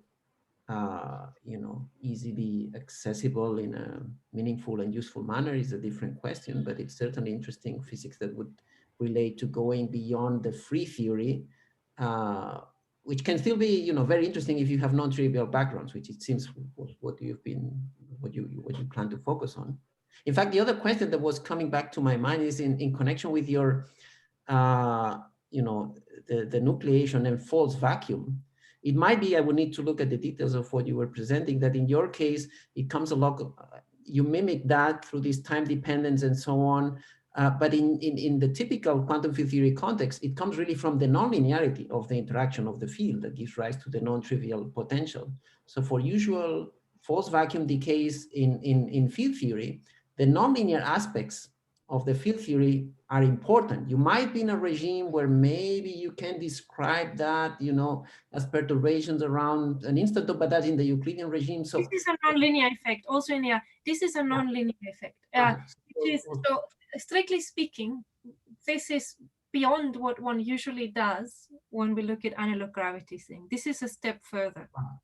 Right. So there you have a nonlinearity. In general, analog gravity, I mean, this was a big surprise that you get this is somewhat surprising. So I agree with you. This is a nonlinear effect. This goes beyond. But in general, like the question is coming now to the fact, what about back action effects, right? And of course, all its glory, it's going to be different than in gravity. But you still have a back action in your field theory. This is a different topic yet again, but because you're saying, are we going beyond free field? Are we going to can we actually venture with analog gravity studies, go away from for example fixed backgrounds, or can we look at interacting field theories? And I would say in both cases, definitely, but always with caution, because there is no, vanilla analogy anymore, and you need to be very careful of what you take out of that. But I would say these are new directions within the field, which are very, very interesting. So yes, I agree. It could be interesting. You need to just be careful. You have to find a good setup to study. It sounds a bit, like not very helpful, but you need to find something where, you need, for example, for this initial question, could you look at nonlinear effects? You need to make sure that by putting yourself into the regime that everything else makes sense. How does the detector then couple to your field mode? Well, because the detector coupling, you have to write down your Lagrangian, you write down your electromagnetic field, And then you have this you have to derive the effective detector analog gravity interaction. And this might also then be modified. So you have to be just very careful. But I agree, it is an interesting, something I haven't thought about, but it is interesting. All right, thank you very much for the discussion. I don't want to, as long as it remains civilized, it's great to have these kind of discussions. Very nice. Albert, do you still have more questions? So this was a much simpler and maybe not so deep, certainly not so deep question, but I just wanted to follow up on Jorma's question and the answer that Alison gave, just to make sure I understood, because from the first question, or the answer to the first question, I had the impression that she was implying that, look, I'm focusing, I can treat this, or I can imagine that I could treat this as a sort of low energy effective field theory approach. And it seemed that one way in which then the role of the cutoff, the UV cutoff, should not be very, prominent, or not, the whole thing should not be very sensitive to this, is because of the size of the smearing function. That's the impression I got from her answer to which is maybe not, maybe I misunderstood partly, but I got from the first part of her answer this impression that maybe the size of the, the smearing scale of this detector was making sure that, the short wavelength modes were really not playing a prominent role. And that's why then you didn't need to understand the UV, non-trivial UV physics in this system, in this analog system that would be maybe more complicated. But then in the second part of, or the question to the second answer, which was the sensitivity to the UV cutoff, then it was no longer clear to me whether that was really the case. Because if this was really true, then I would expect that when you calculate, the various quantities determining the amount of entanglement in this entanglement harvesting protocol and so on, that it should not be very sensitive to the UV cutoff when it's large enough, at least when you're in the right regimes, maybe when the size of the smearing scale of your detectors and so on is big enough and so on. But so the question is, in your calculations, is that really true? I mean, can you be in a regime where you are not really very sensitive to the UV cutoff, provided that it's sort of large enough compared, let's say, maybe to the inverse of the size of your smearing scale? Because otherwise it would seem that you would need to understand the non-trivial UV details of your analog system, where it's no longer, no longer corresponds to the simple analog quantum field theory. So the question is, going back to this sensitivity to the UV cutoff, I mean, how sensitive are your results to this UV cutoff? Sure. Thank you. Good question. Yeah, so I think what you said really got at the heart of the matter, which is as long as the scale is far away from the other relevant scales in the problem, it's not going to be sensitive. I think the point that I was trying to drive home, which is separate from that, is that even if you are in a regime where you are sensitive to the UV cutoff, then if you look side by side at the linear and the nonlinear dispersion, they're affected in a very similar way. And so the qualitative similarity between the two models is, even if it changes with the UV cutoff, even if the models change with the UV cutoff, they change in similar ways, it seems. Now, I haven't explored the whole parameter space, unfortunately, but what I've looked at so far indicates that while where it might be sensitive, the two models are sensitive in a similar sort of way, I guess is what I'm trying to say. Okay, so then that's clear then. So what you were referring is that even in the regime where it's sensitive, they are similar. Yeah. That's what I was trying to say. So thank you for the follow-up question. But you still expect that otherwise, when the smearing scale is large enough, in a sense, it hardly couples to the short wavelength modes. And then you expect. Yeah. This was sort of blurred by the fact that I referenced another work where that's not the case, but that's for a different coupling. It's just a coupling that I happen to work with for a long time, so it pops into my head a lot. Now, there is another fact, which is that, so talking about the shape of the detector, the size of the detector, and the UV cutoff, these are, there's a hard UV cutoff implemented in this problem. But it is also true that the size of the detector is effectively a UV cutoff as well. And so these two things sort of have an interplay that's been studied in the literature. Right. right? And somehow what it's, oh, Silke has something to say. So it's even the simple linear models provided that the effective UV cutoff due to the size of your detector is much smaller in energy scales than the UV cutoff that you have otherwise, then you will be in a regime where you should not be very sensitive to the UV cutoff of your effective field theory description, so to speak. Yeah. Okay. So Silke, I know you have some. Maybe I can add that. Basically, like mirroring what Alison said, right? Typically, I don't know in these setups, but typically in entanglement harvesting scenarios, the UV cutoffs that come from any particular physical reason are typically not affected. Is this mirroring of the detectors that actually give the scale of the effective UV cutoff for the problem? Mm-hmm. Albert and Alison would agree on that. Just saying that definitely that's the case. It's common. Yeah. I don't know in your particular setup, but certainly in the usual optical regimes, it's the case, yeah.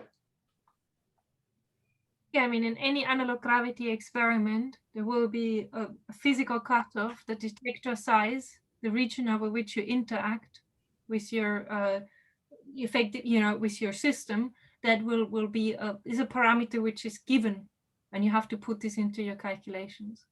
And you have to, of course, you have to be a bit mindful. You cannot go supersonic in these detectors, right? You have to take details of your system into account. You also have to say, well, look, you have to really think in another way. You want to, for example, if the kind of separation between these two detectors, if is very different, or is the arguments, are they space-like separated or not? What is their distance if you don't have a fixed effective light cone, a sound cone in the system?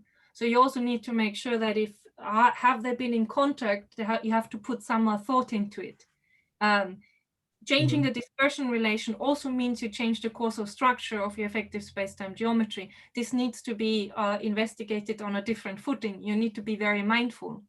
So because there are always supersonic modes in the system, and the separation and the time of interaction has to be separation large enough, interaction short enough that there couldn't just be classical communication from the sort of effective sound cone structure which you have in your system. So it's a different system with a different causal structure. You have to be mindful, and any physical parameters like cutoffs and detector size, that's just simply given by your experimental setup, and that will resolve it. And you should not see any divergences. And you have to make sure you stay beyond the local sound speed. And you want to deliberately put yourself into a parameter space where you do not probe the microstructure of your system. All right, thank you. I'm gonna use a small amount, hopefully, of organizer privilege, because I have one question I've been wanting to ask for a while. I know this is so there's two quick questions, I guess. I'll try to make it super quick. One thing related to this discussion, one thing that I had in mind, one thing that I would have loved to see perhaps is it's the support of the field commutator in this case, just precisely to see the causal structure. Which become relevant, as Silke was saying, when we want to talk about space-like entanglement harvesting. So maybe that would be something helpful if one can plot, right, an overlay of the propagation of the field modes, in the sense, something like the support of the commutator expectation, and that would give us how the light cones curve, right, because of the modified dispersion relation.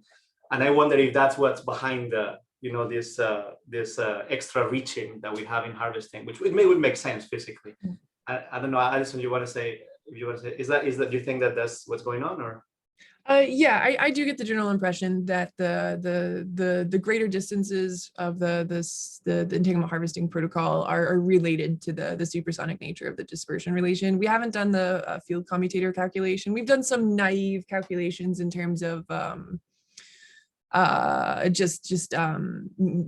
velocities, but not yet the field commutator. And I'm actually really curious about it as well.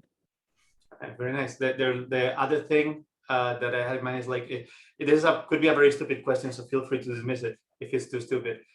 When we think of the analog setups and the Andrew DeWitt analog Andrew DeWitt, if I can call it that, which is made of this laser and very cleverly engineered to mimic the Andrew DeWitt. I got it from the previous talk, how you do it when you want to compute transition probabilities and this kind of response of the detector. How do you go about entanglement? I have no idea how do you, in this case, you have two detectors. How can you talk about entanglement harvested, right? Because in this case, it's the detectors that get the entanglement. How would that work? Do you know? That's a great question. Yeah, I would like to know the answer to that too. Okay. Yeah, it's we're thinking about it, I guess is what I should say. All right. All right. Well, you have to see, you have two laser beams that interact with the BSC, and as a consequence, they're entangled. So would the light be? You're transferring entanglement from the BSC to your probes, to your detectors. Mm-hmm. Now, and there's something Jörg said, Jörg Schmidtmeyer, which is really smart. You should not define an effect based on what a specific detector sees. Okay, so yes, everything has been thinking about a gap detector, two-level systems, and so on. But clearly, that's just one version. You could always take a laser beam and couple it to a two-level system at the end, and then you have two-level systems which should be entangled. If you want, you can always restrict yourself back to, you know, where initially we thought about it. But why would you do that?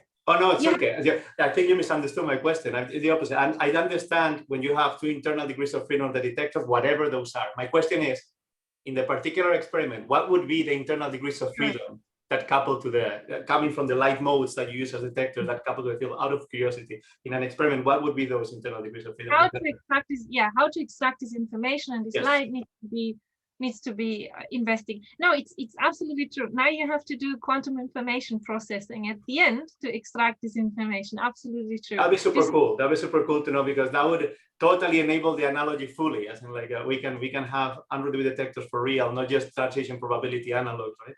It'd be super cool. I mean, the causal structure and the causal interaction is something I think that needs a very separate debate, right? So that there's no loophole, which is going to be tricky in this case. I think it's not that straightforward. All right. I mean, because I use my privilege, I feel bad now. Albert, please. Well, it's somehow this question, I think that it brought back to my mind something that I was also wondering, and I thought that maybe I should look into and try to understand more carefully. But somehow I was wondering, it's a general question about these analog unrooted width detectors. So it seems to me like those that Silke was again describing in some detail at the end of her talk. And so what I was wondering is that, you know, in the usual unrooted width detector, the point is that if, you know, in general, what you would have is that maybe you excite it, but if it continues interacting with the field for a longer time, you know, you will continue having in principle a non-trivial evolution.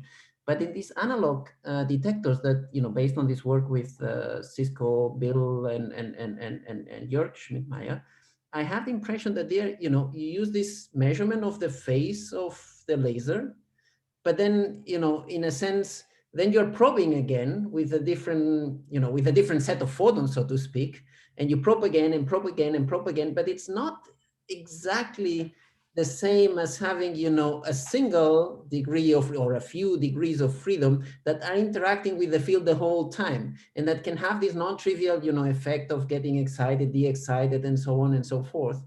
And so it seemed to me that there might be then some sense in which it's not 100% one-to-one correspondence, but can you elaborate on that, Silke? Yeah, so Jorma and Chris Fuster and Jorma and I, we had some discussions, and we have discussions about that because Chris, I don't know if Chris is here today, mentioned the same. So there are different ways to answer it. My answer would be the following. If you want to bring it back, so it is true, right? That it's not something, this laser beam is not constantly sort of, it's not the usual way how we see. We have a two-level system which is constantly in contact with the relativistic field theory fluctuations. But what you could always say, if you want to bring it back, is so what you will have, you imprint. Let me say it differently. I can always bring it back to the following, to your what you would like to have. I can always adjust the system to give you what you want. If I have a gap two-level system, I could couple to that with the laser beam. And then again, I have, through the laser beam, this two-level system will be constantly in contact with your analog space-time geometry. So now, you know, because basically the laser beam constantly mediates the field fluctuations to your two-level system. But in general, yeah, right, this is not what we are proposing to do. We're proposing to extract this information directly from the laser beam.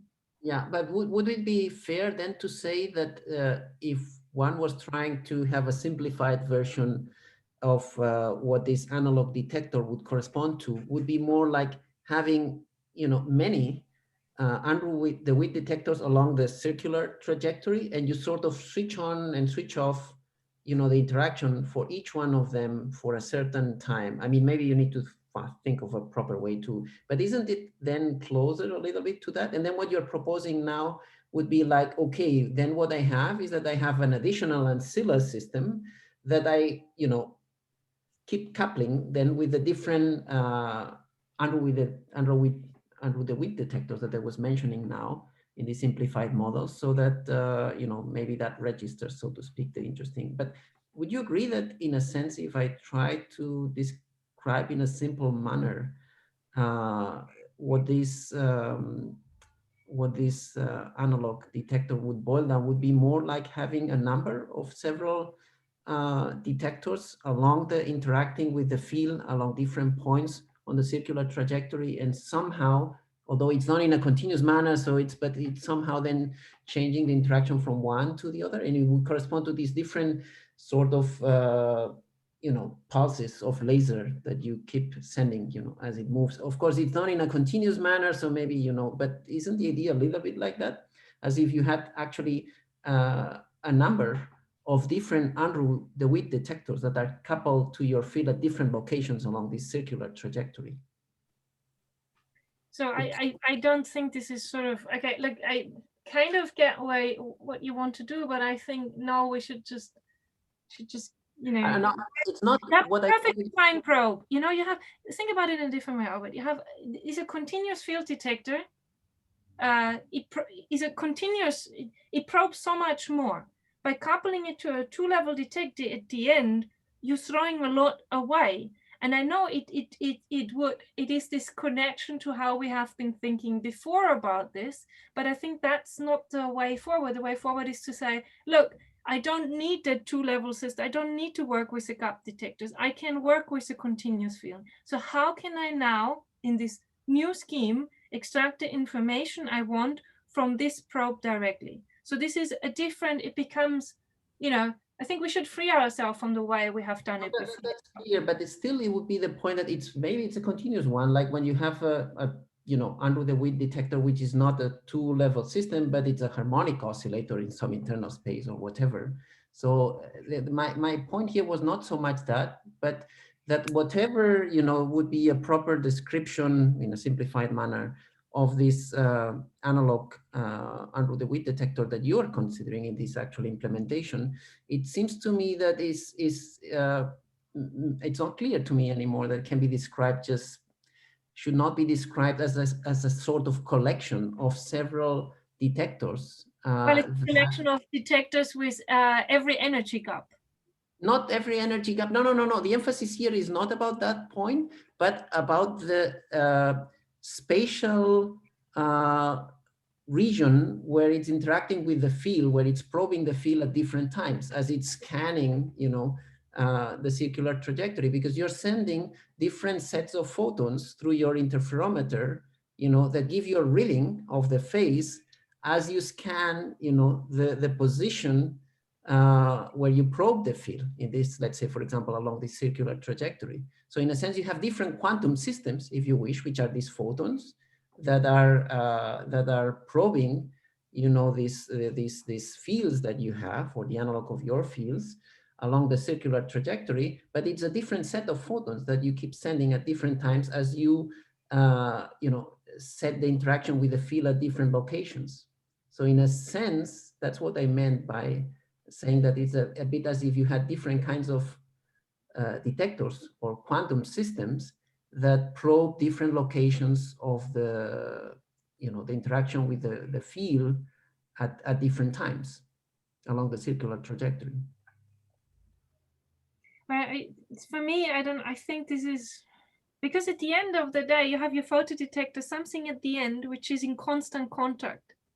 So this laser field is just a mediator. I need to do something with this laser field to read it out. So somehow I find this argument. I mean, Jorma and Chris, if around, Jorma is around. Let me look at them. Yes, Jorma. I'm sure Jorma wants to add. So if Jorma, I have to say though, I mean, this is great, but if Jorma adds, we're gonna do one round each because just out of respect for the next speakers, because it's getting late. I love this though, I love it, but how about that? We do one round each person. So Jorma, then Albert, then Silke, how about that? And you close, Silke, how about it? Actually, I think I have said it. I mean, Jorma might have a different opinion, so it might be nice to hear it. Okay, so then Jorma, and then Albert, if he wants to reply, then Jorma can reply again, and then we finish. How about that? Okay, Jorma, go ahead. I think Albert's question is very, very relevant. Work is in progress. That's a very nice answer.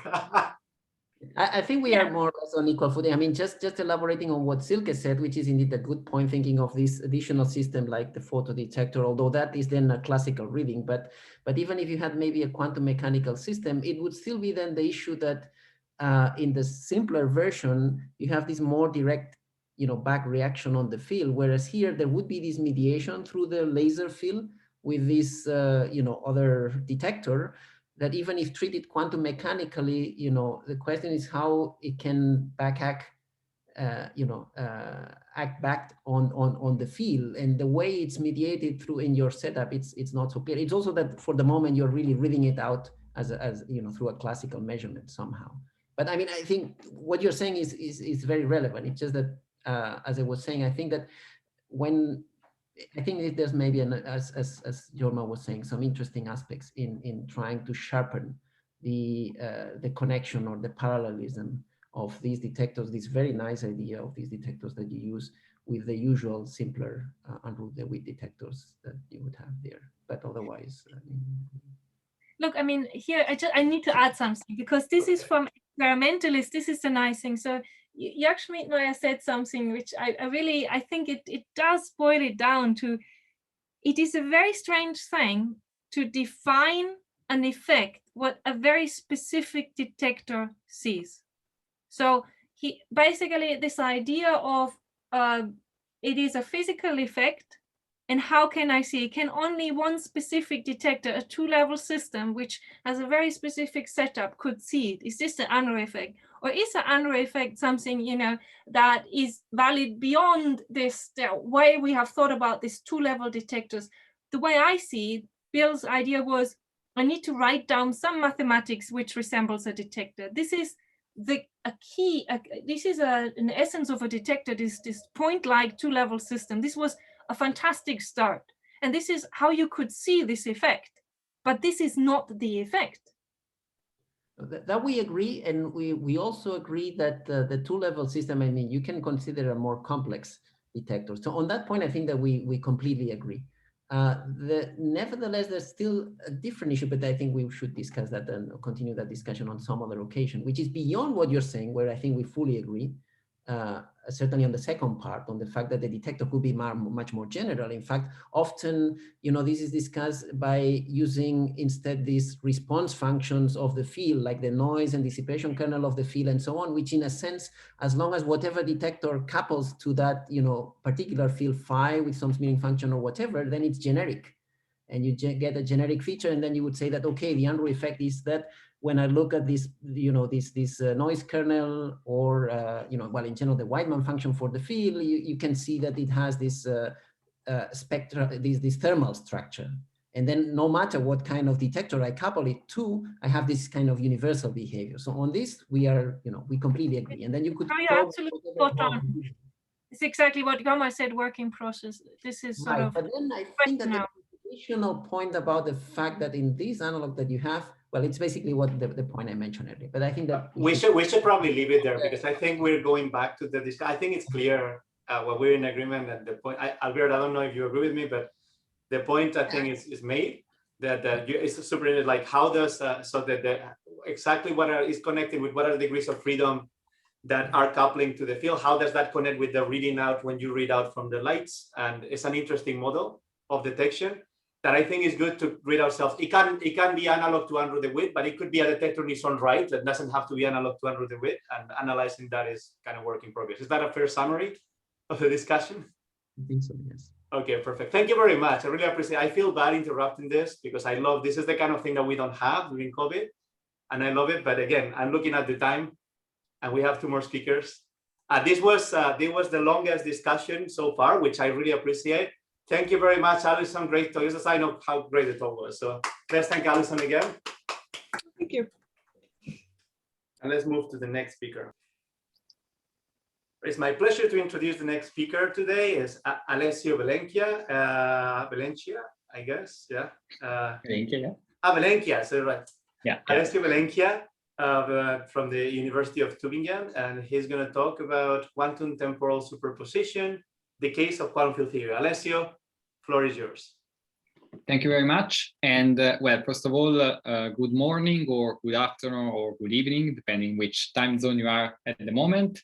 And I hope that everybody is doing fine in these difficult times. And I would like, first of all, to thank the organizers of this conference also for adapting the format to this particular, let's say, period of 2020-2021.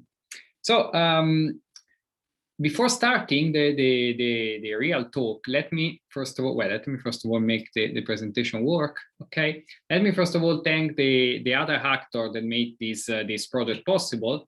Starting from the first author here on the left, that is Laura Henderson. You heard her last week in a talk from the University of Waterloo. Then there is Esteban Castro Ruiz, that is currently a postdoc at ATH in Zurich. Costantino Budroni, a group leader at ECOCI in Vienna. Magdalena Zick from the University of Brisbane, Charles Bruckner from ECOCI and the University of Vienna, and finally Robert Mann from the University of Waterloo. And here in this slide, you can also see the reference to our paper about the topic of this talk that was published last year in Physical Review Letters. Now, let me start by sort of giving you the idea and what we tried to do and why we did it. So in this work, we try to put together Urdri detectors and their ability to harvest quantum field theory correlations. We have just heard a talk on entanglement harvesting, and there have been many others talk about Urdri detectors, so I will not spend much time on the specific of these. In my drawing here, that is not particularly good, Urdri detector are these spheres with these 2 errors, just to say that are 2 level system coupled to a, well, I will use a scalar field, relativistic scalar field theory. And we try to put together this aspect with the fact that quantum physics allows for indefinite causal order. Now, on this, I would like to spend a couple of words, and to do it, I'm borrowing this figure from a Science Advance of 2017 by Rubino et al., in which they consider an experimental realization, actually, in the paper of the simplest case of indefinite causal order that is called the quantum switch. And to explain this, there is this very nice figure in which there are 2 laboratories, one in which there is Alice, the other in which there is Bob. And now, classically, what we could do is to send, for example, a target qubit to Alice. Alice will perform some operation, then she will send it to Bob. Bob will do some operation, and that's it. We could also think of doing the other way around, so first Bob and then Alice. However, quantum mechanics allow us also a third option, that is to put in quantum superposition these 2 cases. So essentially using a control qubit, so a quantum control that can be in a state, in a superposition between 0 and 1, we can also superimpose Alice before Bob with Bob before Alice. And this is called an indefinite causal order, because again, we can have a superposition between Alice before Bob and Bob before Alice. So in our work, we try to put these 2 things together. And so we consider essentially quantum control superpositions of Urdri detectors. And we will see in a moment that in the relativistic case, given the richer causal structure of space-time given by the light cone, we will have also something different from what is usually referred to as indefinite causal order. But before doing that, let me give you here also the take-home message of this talk that I will try to argue about in the rest of the talk. And the take-home message is that we will see that quantum control superposition or the detector can present, I would not say some advantage, but at least some peculiar feature when it comes to harvesting of quantum field theory correlation. In particular, we show you violation of no-go theorem in entanglement harvesting. And these tell us that quantum control superposition or the detector are a good instrument to assess quantum field theory correlation, which are otherwise precluded to an equivalent classical mixture. And again, I will specify what I mean by this in the following. And finally, I will argue for the fact that this setup somehow is a nice framework to look at generalization with the finite causal order physics to a relativistic scenario, or at least a nice first step. Okay, having said that, let me start the real talk by essentially downgrading my picture from 3D to 2D, which is more in my pay grade. And I would like to start by discussing what I was telling you before, the fact that the relativistic causal structure allows us to have something more general than just in the finite causal order. And to do this, I will first of all distinguish two different scenarios that we can have while considering Alice and Bob to be inertial observers. So I will just consider inertial Waterloo detectors. And the first scenario that we have here, we call it the past-future scenario. In this scenario, Alice and Bob, that are here, the circle and the star, are activated at the same time, where by same time I don't just mean like in this figure, that is the simplest case that you can think, but at the same time can also mean on another simultaneity hyperplane here in Minkowski spacetime. Again, I will also just consider flat spacetime in this talk. Here in this figure, the full colors represent one instance of the activation of the Waterloo detector. The transparent one, another instance. So, for example, if what I will discuss, the contour qubit, like in the quantum switch, is 0, you have the detector activating these two spacetime region. If it is 1 in these two, so full color and transparent color pertain to two different components of a quantum superposition. So here we have this past-future scenario, and of course, in this case, there is no indefinite causal order, just because the detectors are space-like related, so there is no causal relation between them. But then we can also consider the cause-effect scenario, that is this other picture here, in which, in this case, we have that Alice full is before Alice transparent, while Bob transparent is before Bob full. In this case, also, the detector can be space-like related. If instead of drawing here the light cone like this, I draw it a bit higher up, they will be space-like related. However, in this case, I can also consider the situation in which they are time-like related.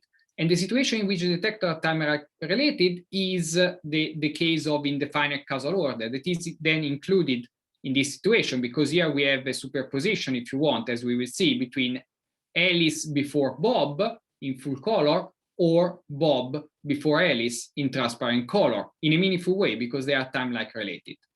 Now, both these two scenarios will be described by this interaction Hamiltonian that you have here, that is very similar to the interaction Hamiltonian that we saw in Ellison talk. It is the usual interaction Hamiltonian for all the detectors. The difference is in the fact that here at the very end, we have the state of the contour qubit. Then afterwards, we have here the monopole interaction of the Waterloo detector with the scalar field.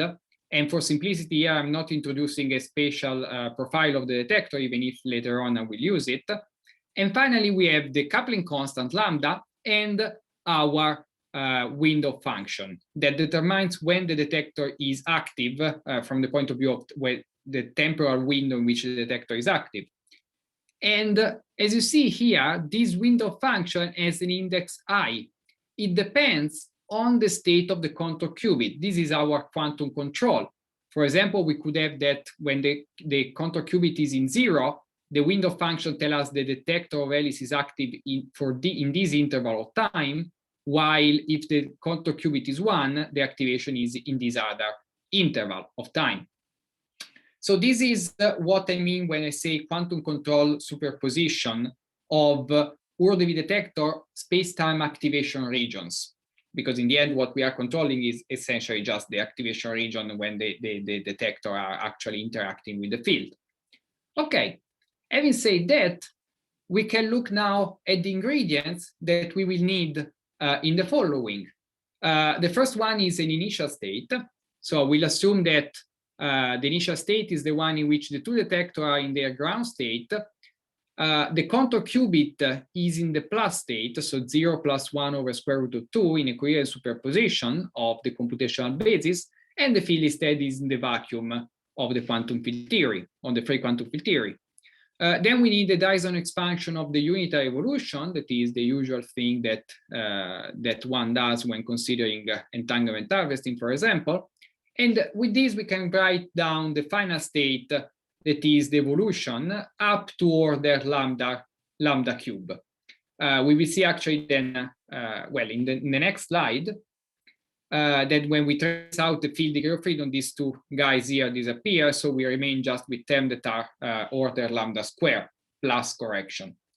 Okay, now having given you the ingredients, what we need to do is to get rid of the field and the contour qubit just to remain with the state of the two detectors. And the first one, getting rid of the field, is easy. We just trace the field out, and tracing the field out leaves us with this density matrix for the two detectors here and the contour qubit. And then we have to understand what we do with the contour qubit. And with the contour qubit, we can do two different things. The first one is that we can trace out the contour qubit. If we trace out the contour qubit, we end up in something that is a classical mixture of, if we want to think of the case of Alice before Bob and Bob before Alice, is a classical mixture of Alice being before Bob and Bob being before Alice. So it's like tossing a coin, and in one case you have Alice before Bob, and in the other case you have Bob before Alice. This is what this density matrix describes. This exactly is a mixture of these two situations. On the other hand, so this is the classical mixture. On the other hand, we can also do something else. We can measure the contour qubit in the plus minus basis, and for example, retain the cases in which we get plus. This means that we allow the contour qubit essentially to quantum interfere, and this leaves us indeed with quantum interference term, as I will show you in the next slide. So you see that the form of the density matrix is essentially the same. These P, L, and M are respectively the what are usually called local term, and then non-local term entering the mutual information and non-local term entering the entanglement harvesting, but I will show you the physical meaning of them in a moment. Okay, so to illustrate the physical meaning of the different terms here, I will use the past-future scenario in which the detector are active when the contour qubit is 0 at the earlier time, and when the contour qubit is 1 at a later time, on the same simultaneity hyperplane that here I'm choosing to be the trivial one with respect to this coordinate time. Now, to understand the physical meaning of this object, I will do it in a pictorial way, but before doing that, unfortunately, I have to show you the form of these terms. That is, I will not say scary, but not pleasant in any case. And as you can see from this equation, these terms only contain information about the two-point correlation of the field in different spacetime regions. For example, the P terms are contain correlation of the field in the same, well, in the activation, in the spacetime activation region of the same detector D. The L term contains instead correlation between the activation region on the trajectory of the two different detectors, and so on and so forth.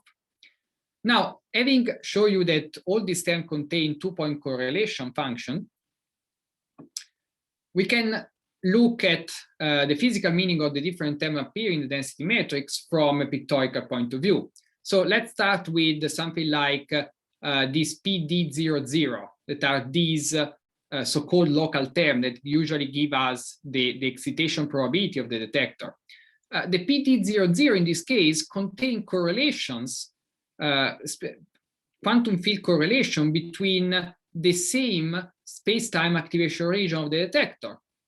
However, if you see here in the quantum interference case, we have also terms that are PD01. These terms that comes from quantum interference contain correlation between the early activation region of detector A and the later activation region. And again, these two space-time regions pertain to two different components of the quantum superposition. Or if you want, in other terms, each detector here is active only once. However, they are in a superposition of being active at this earlier time and at the later time. And these interference terms contain exactly the correlation between these regions that otherwise would be not accessible to a classical mixture. So when we use the detector only one in a classical mixture of being active earlier and late. And the same goes also for non-local terms. The ones that appear in the classical mixture are, of course, the ones that have that contain correlation between these two space-time regions, for example, that are the one in which the detector are active when the contour qubit is 0. But the quantum interference case contains also correlation between space-time region, again, pertaining to the two different components of the quantum superposition. Okay, now, having given you the general picture, which is that these quantum interference allow us to assess quantum field theory correlation that otherwise with a classical mixture of detector active only once we would not be able to assess, we can see what this implies for example, vacuum entanglement harvesting, so an application of this general formalism. Now, vacuum entanglement harvesting was just discussed before by Ellison, so I will not go into the detail of that. Again, is the ability of Urdeville detector of harvest entanglement from, in this case, the quantum vacuum. And here I'm interested in this no-go theorem that was proved in these two papers in 2017, that says that Urdeville detectors with a Dirac delta window function, but otherwise arbitrary spatial profile and coupling strength, cannot harvest entanglement. Now, I want you to show that a quantum control superposition Urdeville detector can violate this no-go theorem, or at least the no-go theorem is not valid for quantum control superposition. And to do that, I will look into the concurrence as a measure of the entanglement harvested. Now, the concurrence is defined for our case as this function, where these M are the terms that appear in the density matrix, and this P is instead a combination of the what we could call, if you want, the local term, or at least in the case of the classical mixture, what are the excitation probabilities. Now, in the case of here what I call trace in the classical mixture, this is equal to 0 for the Dirac delta window function of the detector. This is just the content of the no-go theorem. However, if we consider a quantum control superposition of the Urdeville detector, this is not anymore the case.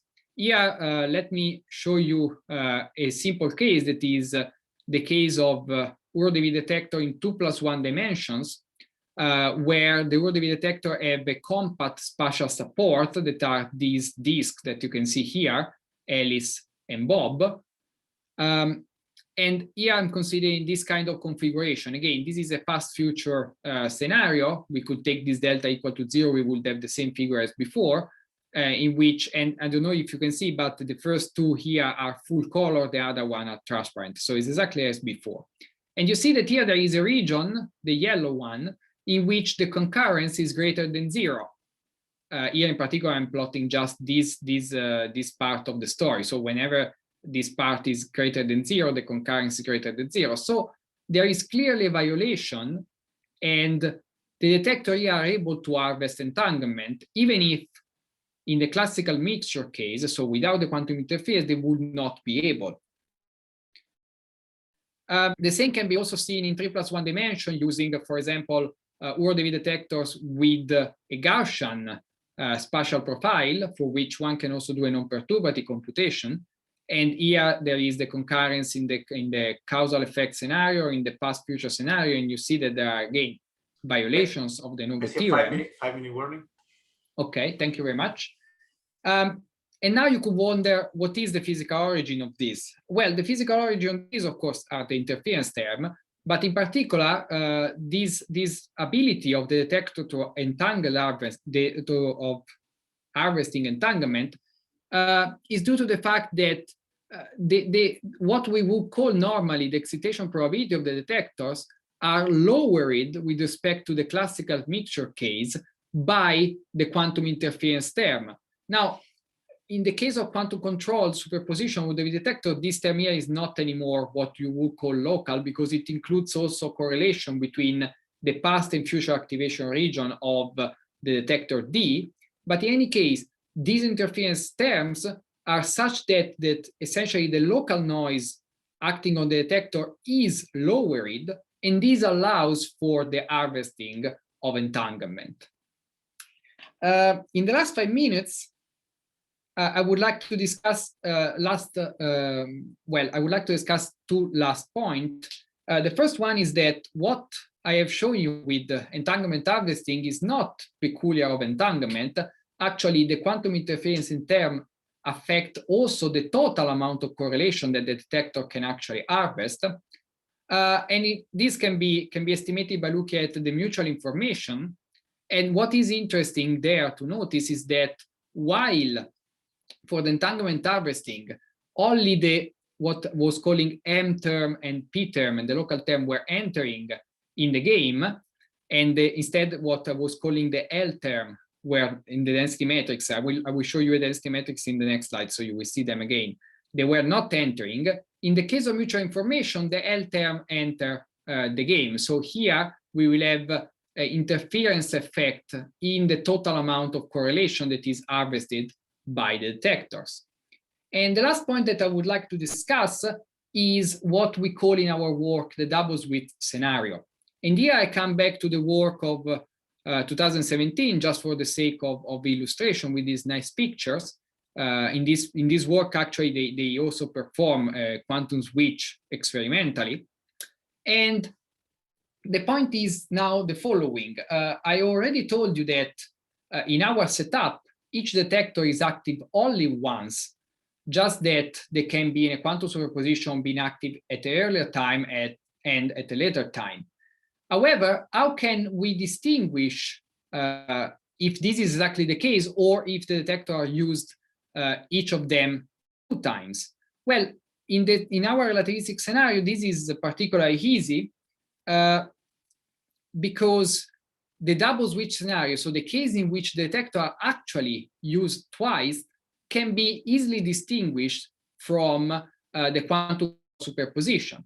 So a double switch scenario is a scenario in which the interaction Hamiltonian has this form, in which now you see the window function is a sort of double bump, if you want, is active at 2 different times classically. So in this case, we are probing all 4 space-time regions that I was showing you before classically, so without any quantum control having to enter the game.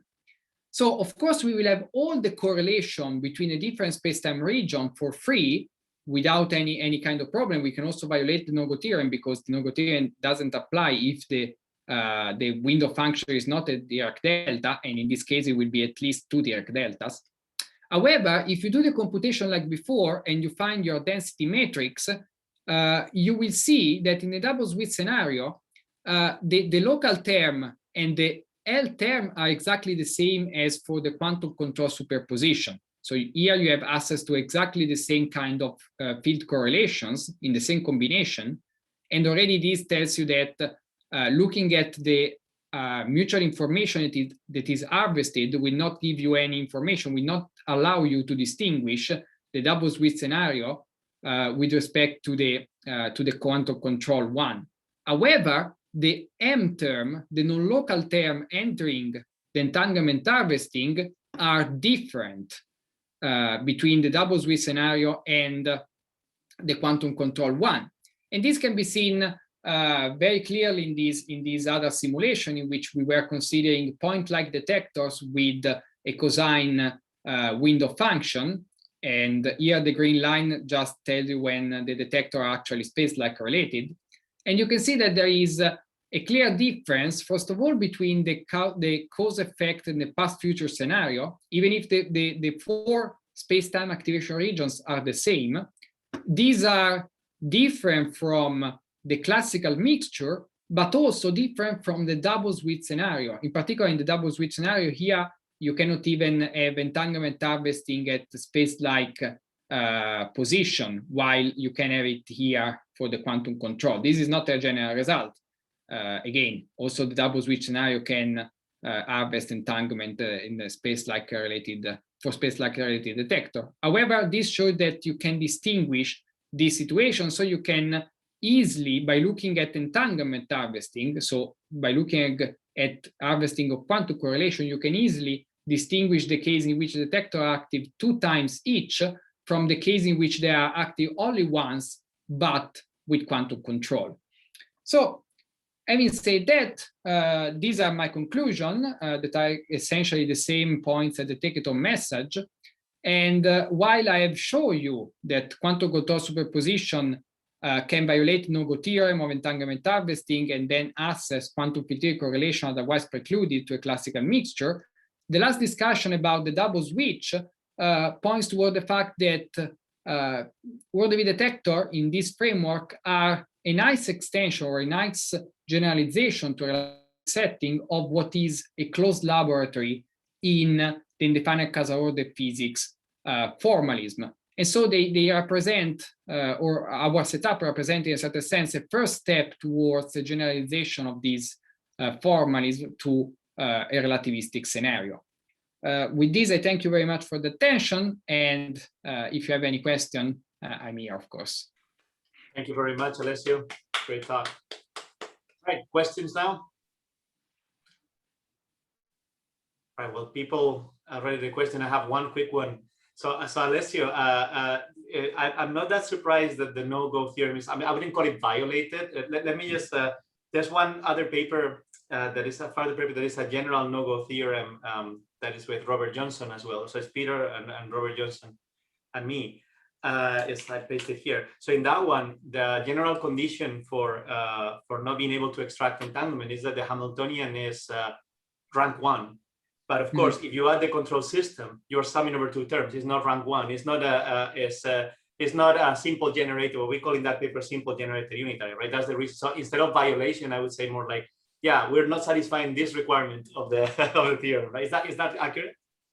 Yeah, I perfectly agree. Indeed, I think at a certain point when I was introducing it as saying violation, then I went back and said, well, it's not a violation, just that the theory doesn't apply to this scenario. And it's just because you have 2 terms. It's a rank 2 Hamiltonian, right? In that sense. Yeah, you're perfectly right. Thank you, Leslie. So any more questions? Please use the raise hand feature.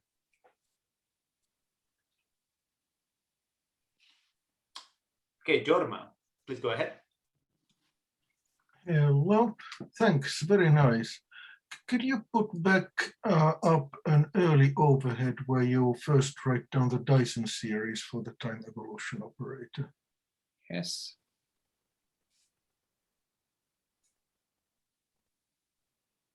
Yeah. Is that HH term a typo? I mean, I was expecting to see a time ordering there. Where, sorry? The HH term. Here? Yeah. It could be, no, why is it typo, sorry? Can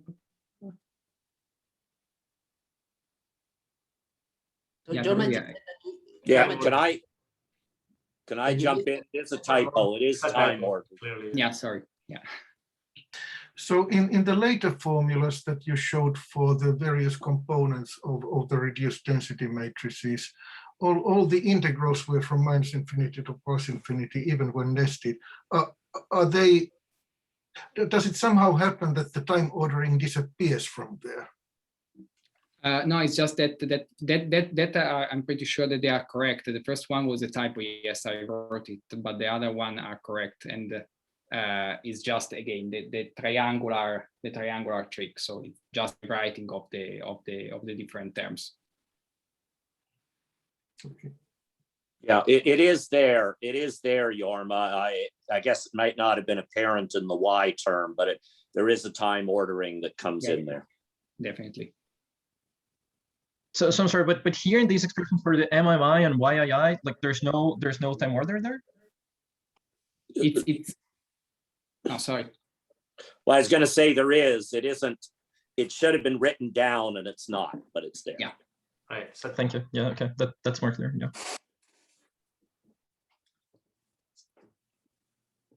okay. Any more questions, anyone? All right. Well, if there are any more questions, thank you very much, Alessio. That was a great talk. Thank you. As usual. And we're going to go to the next speaker. All right. The final speaker of the session is T. as in Thales, Rick Birch. And he's from the University of Waterloo. He's going to talk about broken covariance in particle detector models. Rick, whenever you want, floor is yours. All right, thank you, Edu. Well, so as you said, I'm going to be talking about broken covariance in particle detector models today.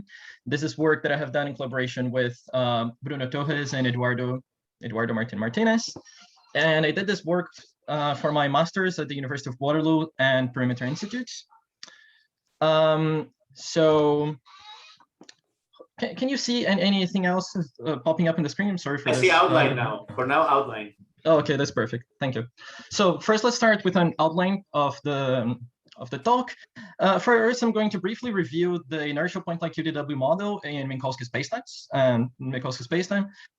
Then we're going to see how to generalize this model to a point-like UDW model that's not necessarily inertial, not necessarily in Minkowski, so in general in curved spacetimes. And then we're going to sort of switch gears and go and start talking about this mirrored UDW model. So this mirrored inertial UDW model that we have seen a lot throughout this conference. And then we're going to try to erase the word inertial from here and to talk about the general mirrored UDW model defined in curved spacetimes. So this is all reasonably well known, and we have seen instances of this again, the conference here, and I hope you're all familiar with this. Then we're going to see that in this mirrored UDW model, there is a problem which is related to broken covariance or violation of microcausality or dependence on the notion of time that we pick to prescribe the predictions of the model. And then we'll quantify this break of covariance. And finally, I will briefly summarize everything that I have that we have discussed. So for me, the UDW model here will consist of a qubit, a two-level system that is coupled to a quantum real scalar field, such that its interaction with the field is linear in the field. The first instance of a particle detector model ever arising, as far as I know it, was when Unruh was trying to understand a little bit better black hole thermodynamics. And then he published in 1976 this paper here, this PRD. And then after that, Bryce DeWitt has DeWitt with capital D. That's interesting to notice. But Bryce DeWitt has then in 1980 contributed to this Einstein centenary survey by reducing Unruh's model to this two-level system, which we now call the UDW model. So being a two-level system, its free Hamiltonian can just be written as an omega sigma plus sigma minus, where these are the ladder operators for two-level systems.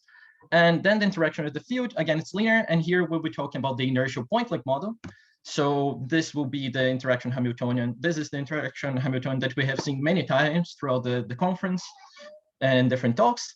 And here, this x0 here is the thing that is essentially grasping the fact that the detector is inertial and centered at this point x0 in space, and then just evolving inertially with respect to this coordinate system. And of course, this interaction Hamiltonian has many different components there. A coupling constant that's usually assumed to be small so that we can apply perturbative techniques. A switching function, which will control the switching on and off of the interaction, or the time profile of the interaction. And this detector's monopole moment, which is the internal degree of freedom of the detector, if you will, which does not commute with the free Hamiltonian of the detector, and thus this interaction is able to create excitation or de-excitation the detector. So this is the inertial point-like model. If we want to try to generalize this to curved spacetimes, or to arbitrary trajectories, it's actually not that hard. Essentially, what we have to do is to replace the t, the coordinate time t that we're using here, by tau, where tau is the proper time of the detector. And then, of course, we would evaluate the quantum field along the trajectory of the detector. And the major difference really that shows up in this is that now this interaction is prescribed in the reference frame of the detector. Thus, the Schrodinger equation satisfied by the states that in the interaction picture will satisfy the equation that the Hamiltonian applied to the state is I dd tau, where tau is the proper time of the detector. And that's why we see redshift factors popping out whenever people are using this model in curved spacetimes and things like this. So with this, we have a covariant, a general point model that works in curved spacetimes for arbitrary trajectories. So let's put this in our pockets, and let's shift focus to the smeared model. So the inertial smeared model, if we wanted to get there from the point-like model, essentially the idea is to replace the field phi that is evaluated at the point x0 by a smearing integral of the quantum field. So they used to introduce the smearing function f of x here. Hopefully you can all see the cursor. And so to introduce this smearing function here, f of x, that will then smear the field over space, and then we obtain this interaction Hamiltonian here that we have again seen many times throughout the presentations here. So this is not novel to anyone, although something sort of novel will be discussed regarding this in this talk. So this is the inertial smeared model, and our goal will be to essentially generalize this to curved spacetimes. In order to do that, let's just take a closer look at the smearing function. Here we are assuming that the smearing function is constant, essentially in time, right? So the smearing function, it gives the shape of this the interaction, or the shape of the detector, if you will, and then it's usually assumed to be heavily supported around the detector's trajectory or around the region of interaction. And again, it's assumed to be constant on time. And if we want to generalize this to arbitrary trajectories or to curved spacetimes, then we have to ask ourselves the question, it's constant on time, but whose time, right? And the answer for this is, well, it's constant with respect to the detector's proper time. So in order to try to generalize this, first, let's try to extend the notion of the proper time of the detector and the notion of the rest space of the detector to arbitrary backgrounds and arbitrary trajectories. And the idea to do it is to use something called the Fermi normal coordinates, which are coordinates that can always be locally built around a given time-like trajectory. So if we assume the detector, for example, to undergo a trajectory z of tau, the Fermi normal coordinates are built in the following way.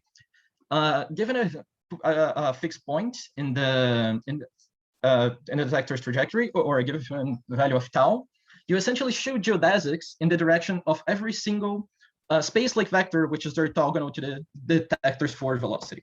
And this will give you space-like surfaces, which are usually called the rest space associated to this trajectory here. And then you put coordinates in these surfaces, which are these bold psi coordinates, the Fermi normal coordinates. They're defined through the exponentiation of vectors, through the geodesics, essentially, such that the R3 norm of this psi will actually correspond to the physical distance between a point in the slice and a point in the curve, in the sense that it will be the integral of this space-like geodesic connecting a point in the curve to a point in this space slice. And what will happen here, that's also very interesting, that the Fermi normal coordinates gives us, is that it extends the notion of the proper time of the curve to a local region around the curve, essentially, so that we can actually refer to the proper time of the curve locally around it. So having these coordinates, essentially, it's pretty straightforward to generalize the UDW model. The idea would then be to prescribe the space-time smearing function in terms of the space-like Fermi normal coordinates of the detector. And then the only thing that we would have to take into account would be to replace the integration measure, the D3X, that integrates the smearing function with the field, by another integration measure. You could think it's natural to use the induced volume element in the space-like surface, which would be given by the integral over the space-like Fermi normal coordinates with the induced metric, the square root of the induced metric. But turns out that in this paper here, we show that this prescription here is actually not the most adequate one. What you should actually do is use the integral D3X bold psi square root of minus G, where G is the full determinant of the metric. And the reason for this will become apparent. But here in this paper here, we compare these different two, the predictions yielded by these different two prescriptions of this generalized smeared model. So in essence, if we apply this formula here, if we pick the flat spacetime version of the smeared field, and then we generalize it to curved spacetimes according to what we just discussed, we obtain this interaction Hamiltonian here, which is also hopefully not new for most people here, but it is covariant in principle, right? It works in curved spacetime. And indeed, I'm just going to rewrite this in order to be able to check the covariance of the model, or to explicitly write the model in covariant terms. So here I have decided to write the interaction Hamiltonian in terms of this scalar interaction Hamiltonian density, which just condensates the coupling constant, the switching, the smearing, and the detector's monopole moment, and the field. And this is a scalar. Clearly, this is a scalar for a scalar field theory. So that's why we wanted to write it like this. And then if we do that, then we want to evaluate whether or not the model is covariant. Well, the model will be covariant if its predictions will be covariant. So if we want to talk about predictions, we're naturally led to talk about time evolution. So how does the time evolution operator goes in this model here? Well, the time order, the time evolution operator is given by the time order exponential of the minus I the integral d tau of the Hamiltonian. Okay, and if you plug in the expression that we had for the Hamiltonian before, then we find this expression here, which is now given by an integral over spacetime, square root minus G, and this scalar function. And if you notice, this integral here, d4 psi square root minus G, is the invariant spacetime volume element, which means that actually this term within the brackets here will be covariant in the sense that it is the integral of a scalar operator multiplying the invariant spacetime volume element. So everything here will work in this sense. And indeed, just to rewrite this in a even nicer way, if we write the Hamiltonian, the interaction Hamiltonian in terms of this scalar Hamiltonian density, and write the scalar Hamiltonian density in terms of the previous quantities, where here I have just defined this space-time smearing function, which now controls both the space and time profile of the interaction. Also, it allows the detector shape not to be constant in time. Then we really get, and of course, here the notion of time, right? The proper time of the detector, due to the use of the Fermi normal coordinates and taking these things into consideration. Now, the proper time of the detector is locally defined around this trajectory, right? So all of this makes sense in general coordinates. So here, x is not necessarily the Fermi normal coordinates associated to the detector's trajectory. And with this, we can write the time evolution operator in this very neat expression, which is essentially the time order exponential of minus I, the integral dv of this scalar Hamiltonian density. So here we have a covariant model in principle, right? Or you could think so at least, because this term here inside this time order exponential is completely covariant, right? There's nothing to say about it. Or do we have a covariant interaction? Well, let's remind ourselves that the unitary time evolution operator, it's given by this time-ordered exponential, which is to 0th order, the identity, to 1st order, this covariant term we have been talking about, but now to 2nd order, we have that it's given by the double integral of the time order product of this operator with itself. And here, the problem here lies in this time ordering operation. Because in essence, the time order exponential is not a function of whatever is inside this bracket here. It is a function of essentially nested integrals of this argument here, okay? So, and indeed, this time ordering operation is just unambiguous for theories that satisfy microcausality. So what I mean by this is, well, microcausality is the fact that observables evaluated at different space-like separated points. So this is my symbol for space-like separation, must commute. Okay, this is the condition of microcausality.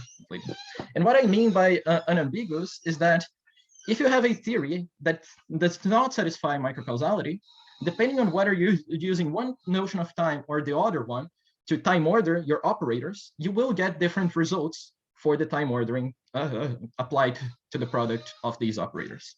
So this means that in order for that 2nd order term that comes out of the unitary time evolution operator to be covariant, to be independent of the notion of time picked, we must have that our UDW model or our interaction satisfy this microcausality condition.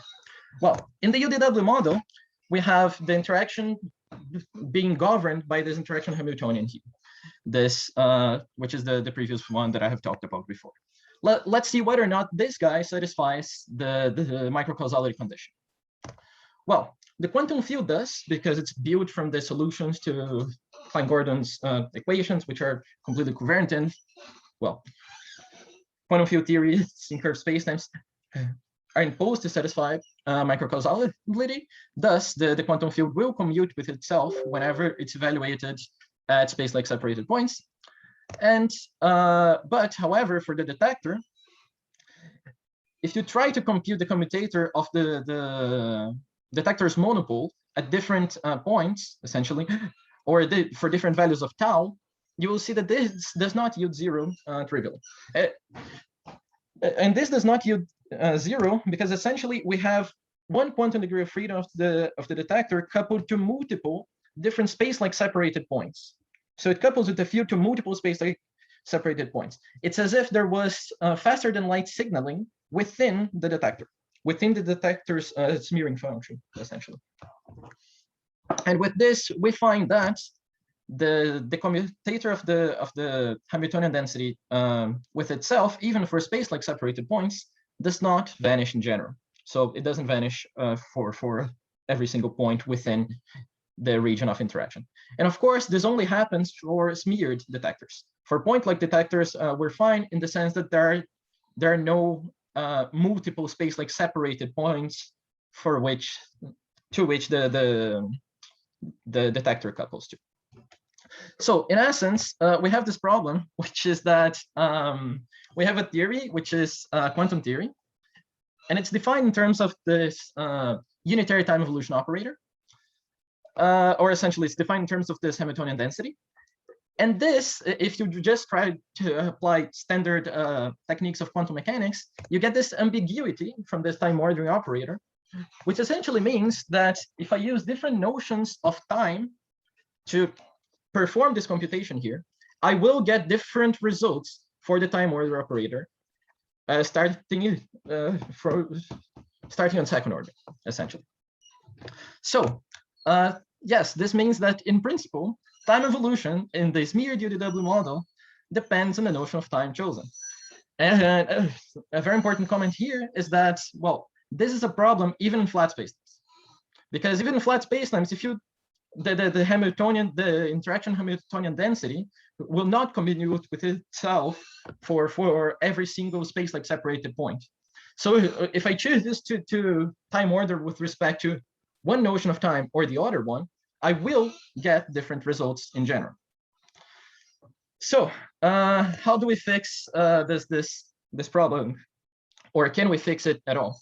Well, we might be tempted to say, you know what? Let's just use the detector's proper time to prescribe the unitary time evolution operator, and then everything should work, because you are explicitly breaking covariance when you impose the detector's proper time to be more important or privileged over the other ones.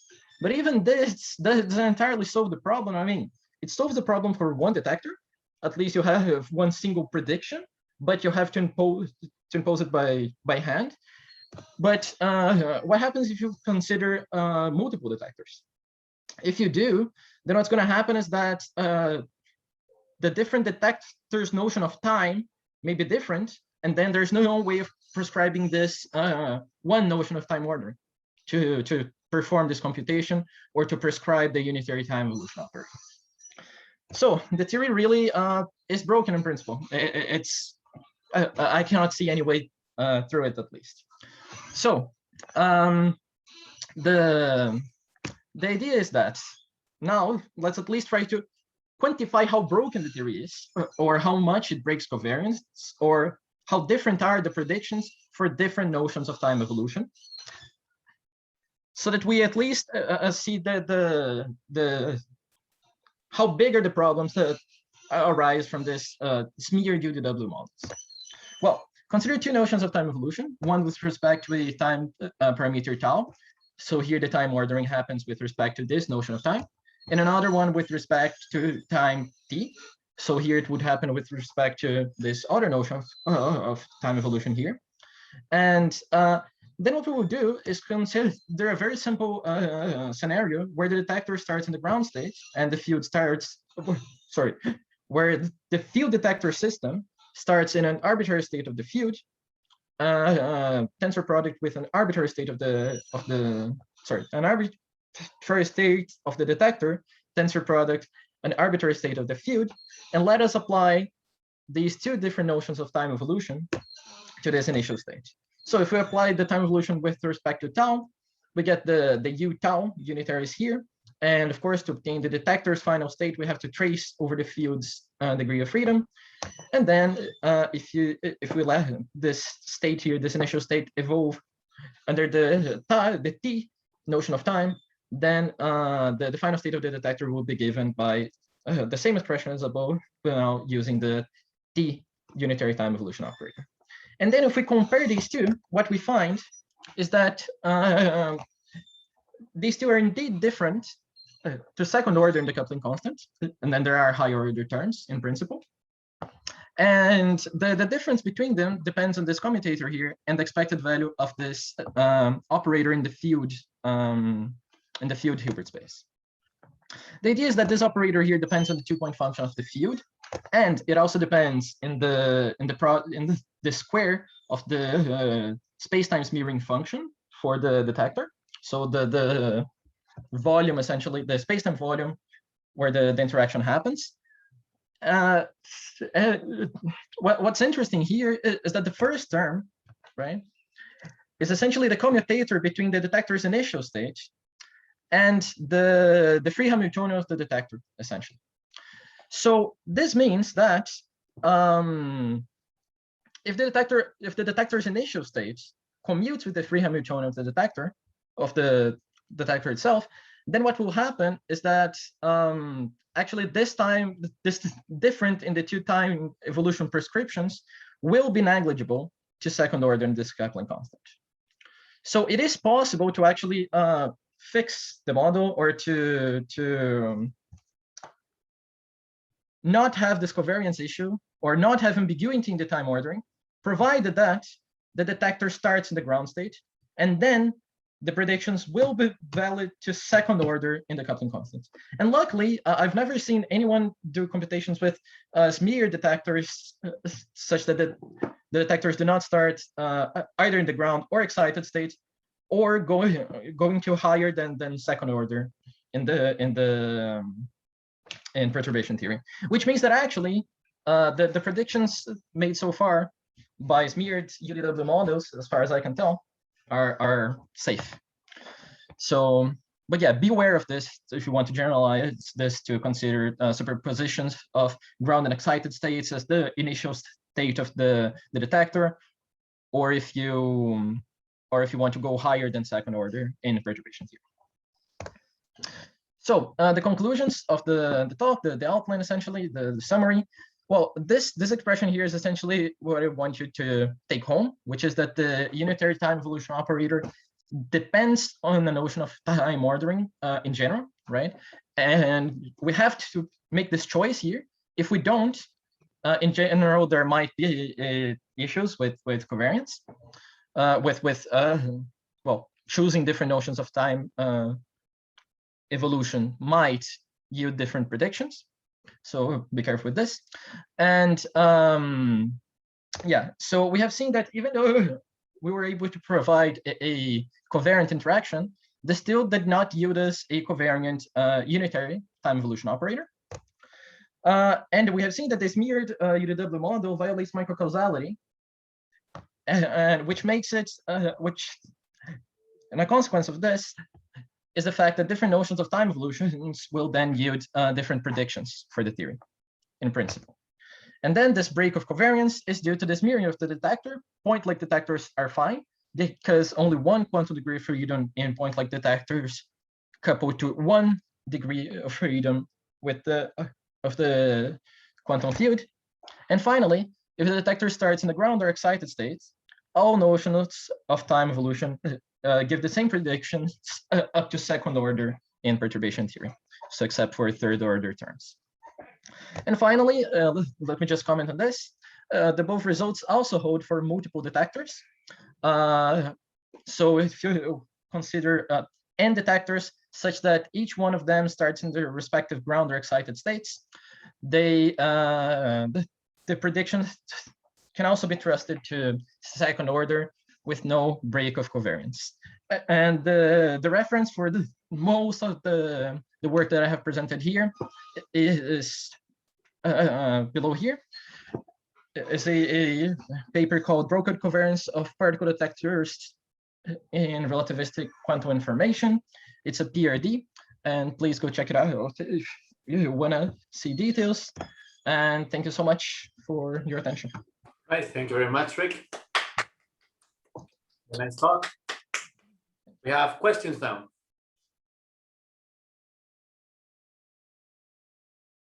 Okay, David Kubiznak, go ahead, David. Hello, Rick. Thank you so much for a wonderful talk. So I'm a little bit puzzled here. So, you are not breaking the covariance. You are just choosing different, gauge choices here. And of course, if I choose different choices, even classically, I would expect different results, right? So for example, changing that time from from inertial time to non-inertial time corresponds to some kind of acceleration or stuff like that. And it's no wonder that different things. I disagree. So the thing is, the detector is still the same. The trajectory of the detector, the space-time mirroring is always the same here. The difference is here in this computation here for the time evolution operator, all of the detector's properties and the field's properties are already condensed in this interaction Hamiltonian here. And then the matter here is which notion of time ordering are used to do these computations that will evolve the initial state of the field detector from the asymptotic past, essentially, to the asymptotic future of the thing. So if I choose to do these computations using a given space-time decomposition to time and space and the associated Hamiltonians with it, then I will get one result. And if I choose another one, then I will get another one. So it's not an issue of changing the physical setup. It's literally changing the way in which you will be computing the predictions of the theory. So if I may add one thing, so you see, there's only one state of motion. There's only one state of motion here, one trajectory, one space-time, one field, one state. It's the notion of time ordering should be independent because it's a notion about how to order events in a way. It's independent of what notion of time you consider. Time ordering should be independent. And it is indeed if the theory is microcausal. The moment you have a non-local theory, it won't be. And that's the problem here. But because of the smearing, you have a non-local theory. That's it. It's a small non-locality. And maybe that's something that I can ask later on to Rick. But there's a non-locality, so there's a price to pay for that. And the price to pay for that is that you don't have covariance in the predictions.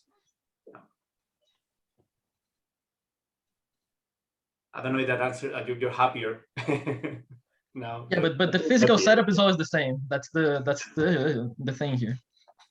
We have also Albert. You have a hand up. Yes. So somehow, I mean, so I was wondering whether part of the way to address in a more general manner. I mean, it's a much more ambitious program then, but you know, so you showed the way in which the problem could be circumvented, so to speak, or is not really affecting at some of the lowest orders, but more generically, you know, at any order. So what's going on here? And it seems to me that part of the answer, maybe it's more complicated answer, but it's really what is the physical, the deep physical meaning of this mirroring function is, of course, a sort of useful computational means, but one should connect it really to some underlying physical, you know, aspect. And it seems to me that, I mean, I'm not sure what's your view on what's the meaning of this smearing function, how it can be connected to something, you know, having a particular physical meaning. I have two things in mind, but I'm not sure maybe what's your, what are your thoughts about that? I can also then maybe tell you mine, but. Yeah, the simplest way that I think of thinking about the smearing function in deeper terms is that, well, thinking about the light matter analogy with the UDW model, for example, right? In which the smearing functions would be given by the products of the eigenfunctions of the atom that you're considering, or something like this. But it doesn't change the fact that in non-relativistic quantum mechanics in general, you always have a single quantum degree of freedom that is associated to the system. You see, it's not one for each point in space-time, and that is the root of the issue here, I would argue. So to me, it seems that the two ways in which something that might act a little bit similar to this smearing function is that there are two aspects. One, which is maybe the first one that comes to mind, which is that, for example, the two-level system could be really that you have an atom, and you might be in a regime where you can, you know, approximate the behavior of this atom by basically two internal states. But of course, the dynamics of the electrons in the atom and so on, I mean, that has a particular characteristic size and so on. So that's one way in which one would expect to some kind of length scale to enter there, which would be like the Bohr radius and things like that. The other aspect is also connected to the fact that very often in these models, not always, but very often, one has a prescribed trajectory. But one is really neglecting the dynamics of the center of mass motion of your detector, which in general will be also, you know, a quantum mechanical degree of freedom. And that itself, so there what you would have then is basically a wave function that would correspond to the, for example, in position representation, to the characterizing the motion of the center of mass of your atom, of your two-level atom, for example, here. And so you have these two aspects. The second aspect is something that, I mean, there have been some studies where that was analyzed, and also recently in a very different context with very different motivation. But we also looked at this using also Fermi-Walker coordinates and frames to look at the behavior of this was really having in mind experiments that can be basically done with the state of the art of optical atomic clocks and atom interferometry. And so but one could show that you can actually describe in a very nice and simple way by relying on these Fermi-Walker coordinates, the center of mass motion of this two-level atom that is coupled to the field. It's true that they're, based on what we were interested there, we were mostly focusing in the case on the case where the field is basically given by some classical field, which is your laser field. But you could also, you know, generalize that to consider a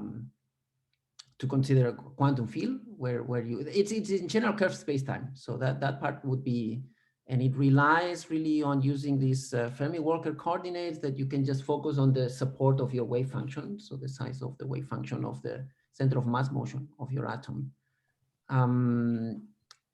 The additional, you know, maybe steps one would need to do is the one would, that for example, the interaction with the electromagnetic field is typically based on the dipole approximation, for example. But if you really wanted to study very carefully all this, you would need to go beyond that, because that's already assuming that the modes of your field are larger than the size of your atom. And then the other element that we were discussing earlier would play a role, namely the finite size of your atom and the Bohr radius. So Albert, just one thing related to this. There's a recent paper that we have. I can present it, where we actually look at exactly what you're talking about. So this, I can link it here. Precisely how the center of mass wave function and the scales of the localization and the multiple approximation factors in these kind of setups. You will still have the problem as long as you consider the atom to be a non-relativistic system to some approximation. And there's something that Rick hasn't mentioned before going to Rob's question, which is in that paper as well that Rick presents, there's an analysis of scales.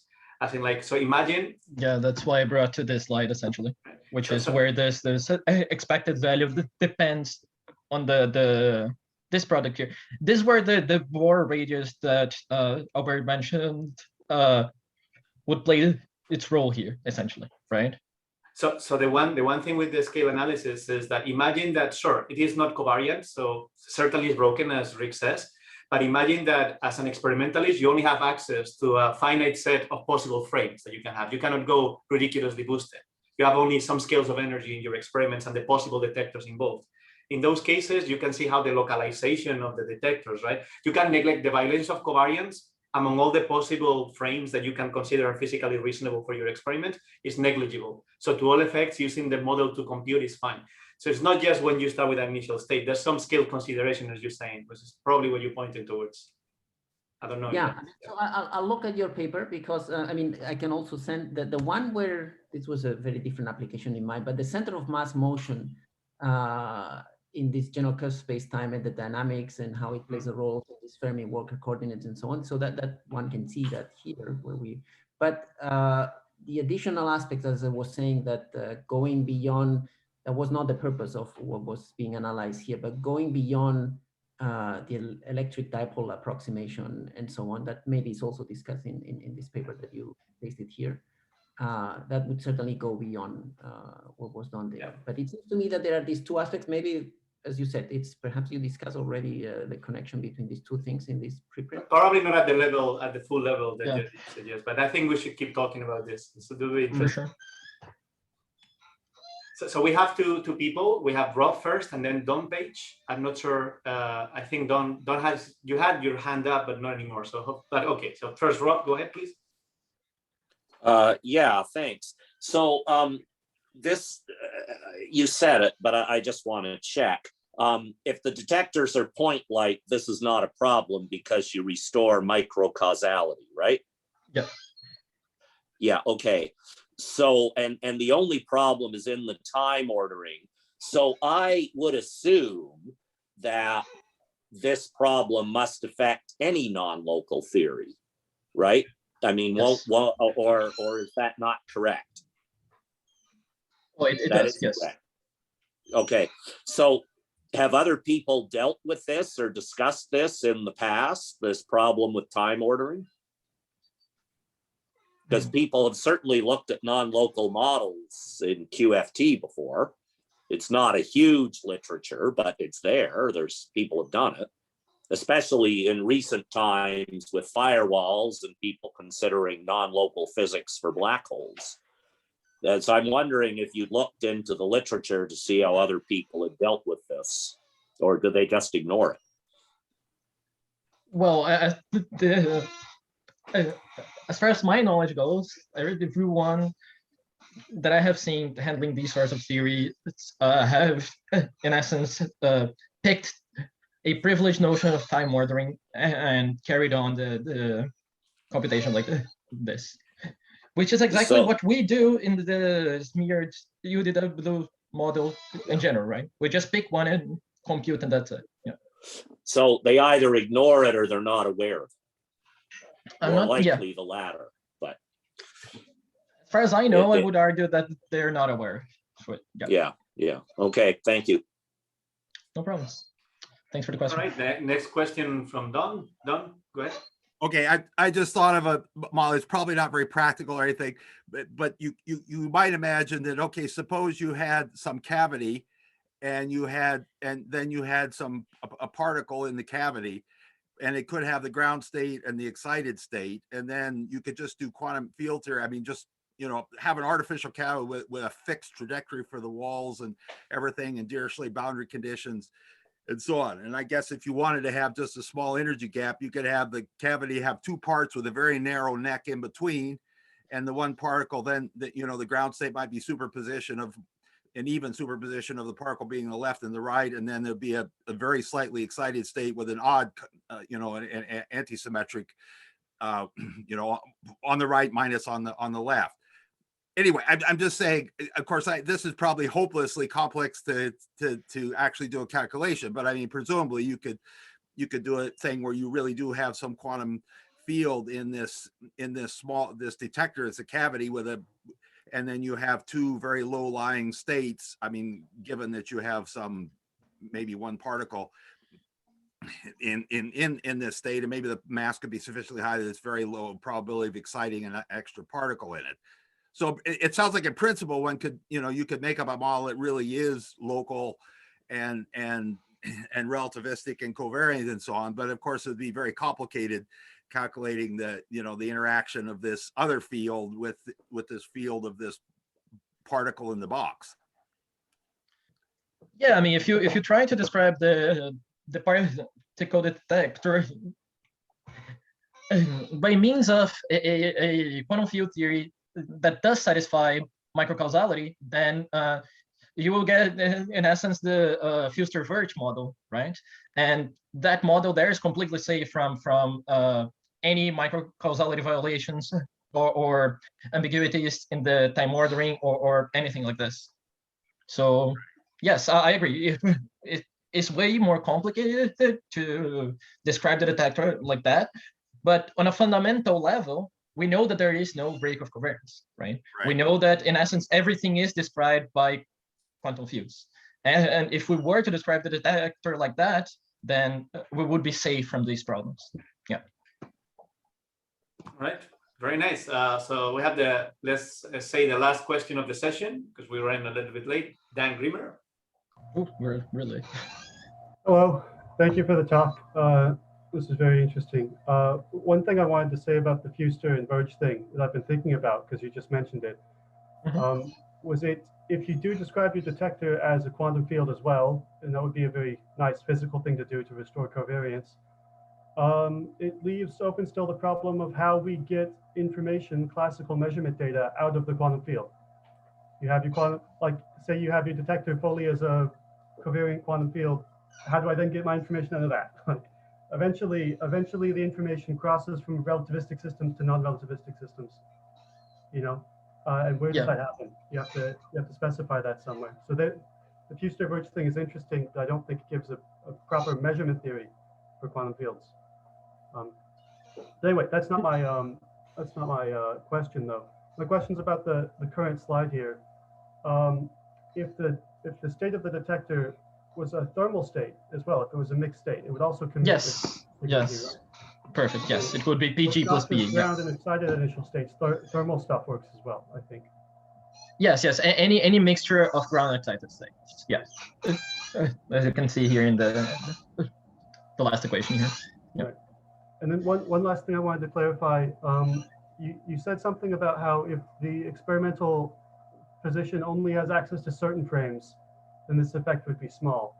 But I can't see that from looking at this formula. Like, I want to understand how if the two frames t and tau are near each other somehow, then the right-hand side should be small. Right? But I don't see how t and tau enter all into the right-hand side. Yeah, sure. What happens is the domain of integration of that defines this E operator here. And I haven't written it here, but in essence, the idea is that so if you consider, for example, even in flat spaces, right? So you consider a inertial detector in a given coordinate system, then you consider another detector which is moving with respect to this. The thing is that there is this essentially these two triangles in which there will be points that are space-like separated, and in which such that each one of the detectors disagree which events happens before the other one. That is where the problem of the time ordering enters the play here, and the size of that region there, multiplied by the detector's gap, by the detector, sorry, space-time smearing function, that will give you the real region where this integral here contributes. Yeah. So that is Fair enough. That's exactly that's what's the point. Thank you. No, good question. Thank you for that. Yeah. Sorry, I was muted. All right, thank you very much. I think that we're gonna leave it here, given the time that it is. It was a very interesting talk, very interesting discussions. Please let's thank Rick again. And let's please thank all the speakers of the session as well. Very nice, very interesting session. It took long, but I really appreciated the discussion and the engagement. All right, so this is the end of the session. Remember that we will see each other again next week at the same time. It would be 9 a.m. EST. I'll see you next week and enjoy the rest of your week until we see each other again. Bye-bye. Thank you very much.